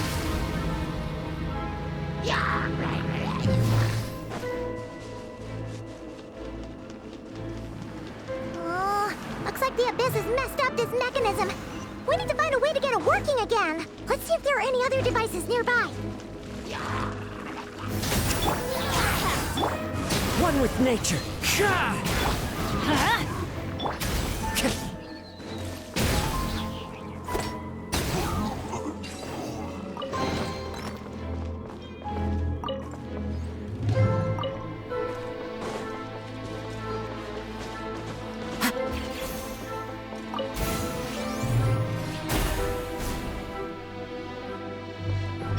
Try and stop me!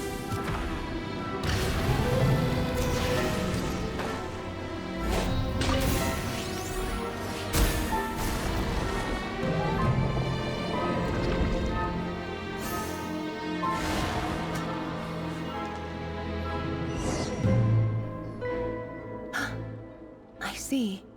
So the moon marrow, or rather the power of the 3 moons, is the key to unlocking...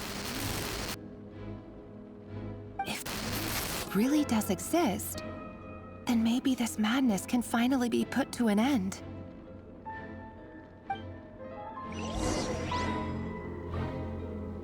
Full throttle!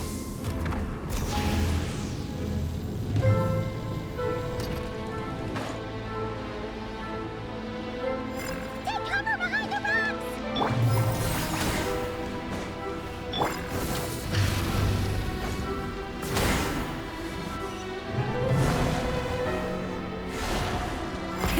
Rev the engines!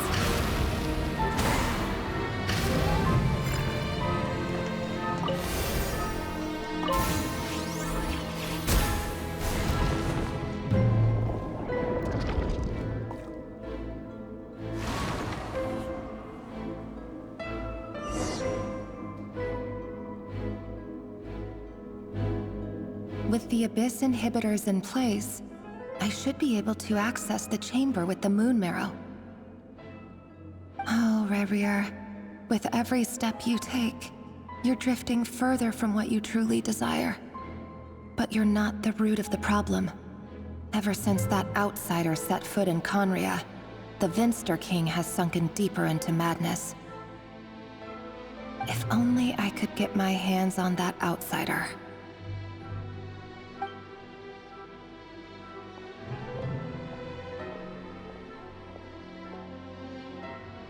Hey look! The moon's reflection is back to normal! Olympus's voice mentioned a chamber with the moon marrow. Do you think maybe it's hidden in the moon's reflection? It must be. For within it, I sense the fragile aura of a dying soul. Then there's no time to lose! Let's go!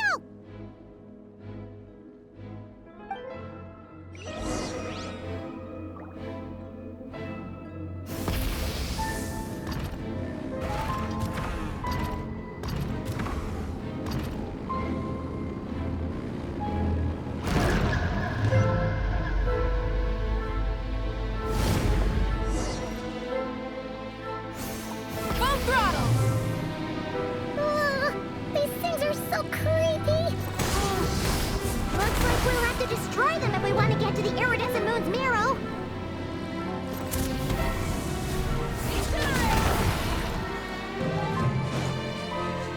That must be the iridescent moon's marrow! Oh, we'll need to destroy these things before we can reach it! Stop me!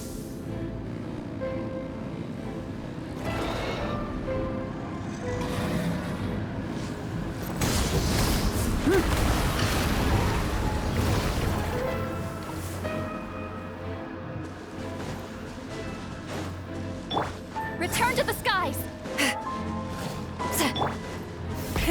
Rev the engines!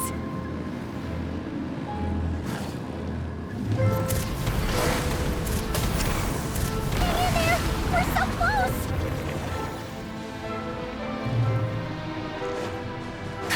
Full throttle!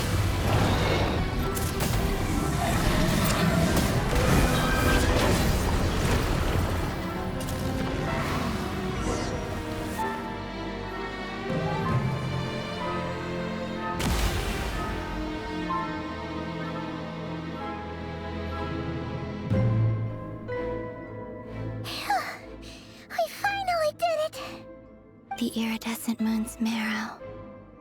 Still burning away like an undying flame, yet now contaminated by the abyss. It has taken on a new form entirely. If we can purify the abyssal power within, we should be able to obtain its untainted essence.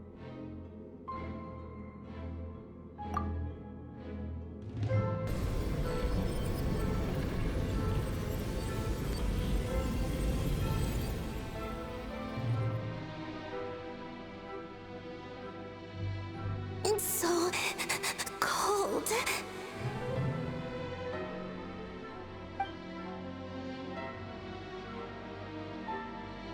Is it you? Are you here? Huh?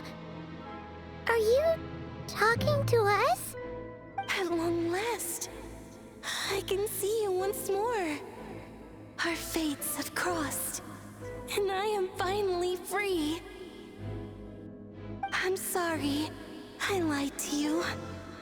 Even knowing what was to come, I still couldn't let go of the fear in my heart as death drew near. The moment the moon shattered, my body began to split apart piece by piece. Like I was being cut into pieces by 1,000 blunt blades. My thoughts scattered as the cold crept in. But I could not bear to fade away like that. Tell me, what was it that brought you to us all that time ago? If only I had possessed your courage, then I might have been spared this torment more painful than death. You look so puzzled. That's how I felt too when I first saw you. But trust me when I say that everything happens for a reason. Farewell, Hypo.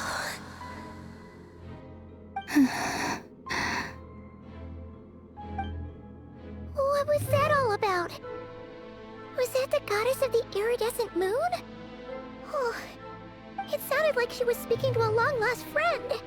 But none of us have ever met her before, right? Perhaps. She took me for the goddess of the frost moon she once knew. For a fading soul like hers, our auras must be too similar to tell apart. But anyway, we've got the iridescent moon's marrow now. That should help you regain your strength, right? Alright, time to leave this place and meet back up with Arlecchino. Let's go!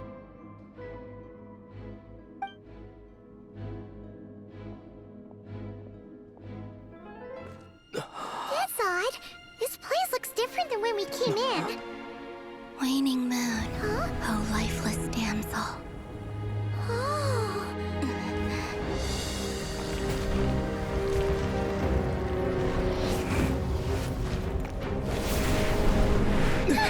Hurry! The place is collapsing! It wants to trap us here. Who's it? The Abyss? Now we've taken the moon marrow. All that's left here is a dark will. It will show us no mercy.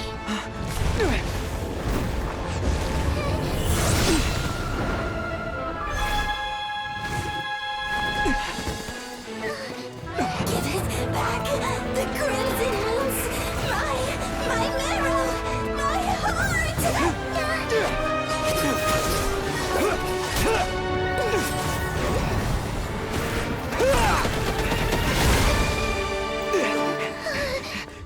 Finally! Huh?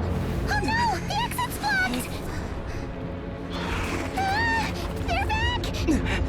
Now what do we do? This is where you fall. Witness my rise. Hey, What are you waiting for?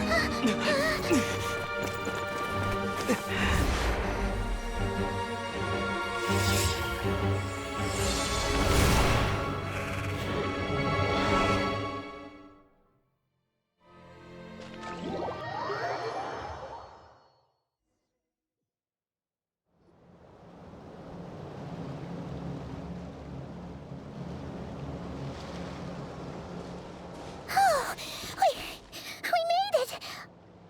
Was that you, Arlecchino? Did you save us? Wait, your hands! They're... Oh, this? Don't worry. It's a small price to pay. The Abyss wanted to trap you inside, and I defied its will by bringing you out. No wonder it's a little angry. No. I have paid the price, albeit a small one, and it cannot be undone. My hands have already fused with the Abyss. Purification would simply destroy whatever's left of them. But surely... Oh, we're so sorry, Arlecchino. Paimon can't believe you'd make a sacrifice like this for us. As much as I'd like to call it a favor, the truth is I was simply holding up my end of the deal. Well, Columbina. Yes, you did your part. And as promised, I will leave the iridescent moon's marrow in your care. From this day forth, may the two worlds' flames burn ever more brightly.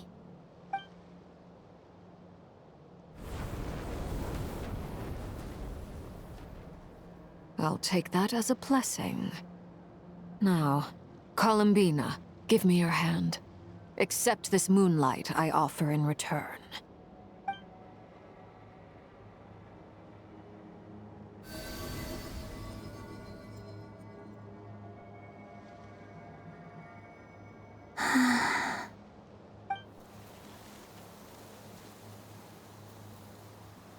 Feeling stronger? Hey, Columbina, are you okay? I'm fine. Our powers are a little at odds, that's all. By the Frost Moon's authority alone, wielding the power of the other moons was always going to be a stretch.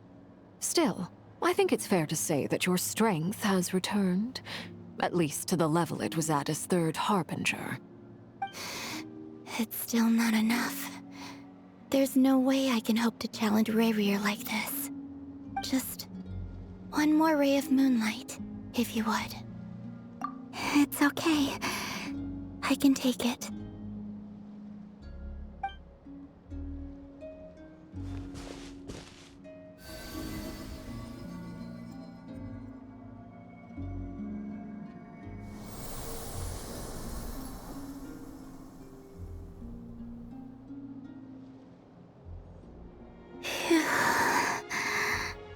How about now?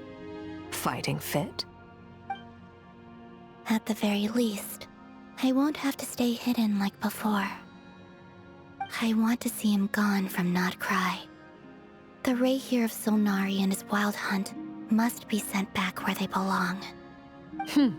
Well, it's good to have something to aim for. You certainly seem more alive now than you did earlier. When I first met you, you didn't strike me as a ray of moonlight. More like a wisp of fog drifting in from who knows where, ready to scatter at the first sign of a breeze. But now, you're full of vitality, just like the Frost Moon, once the brightest of them all.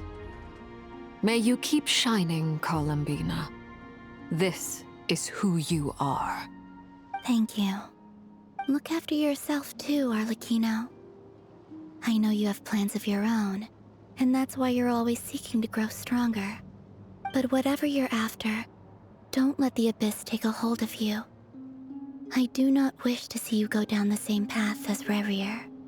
I appreciate the concern, Columbina. Although perhaps it's time you took a new name. A new name? Kutar, the Moon Maiden, Columbina, they're nothing more than code names. They describe who she is and the roles she's played, but they're not her real name. We often use code names in the House of the Hearth, too.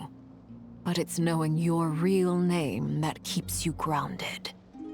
Up till now, you've been living a wandering life, so you've probably never really cared. All I'll say is this.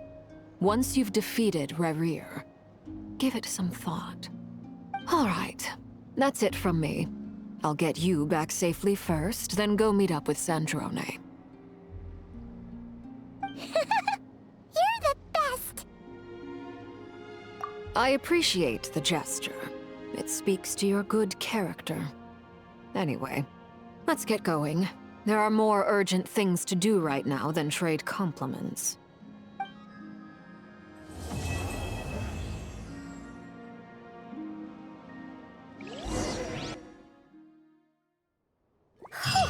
It was a close call, but we got the iridescent moon's marrow and restored Columbina's strength, and that's all that matters. In other words, mission accomplished. Paimon wonders how everyone else is doing. Many insects have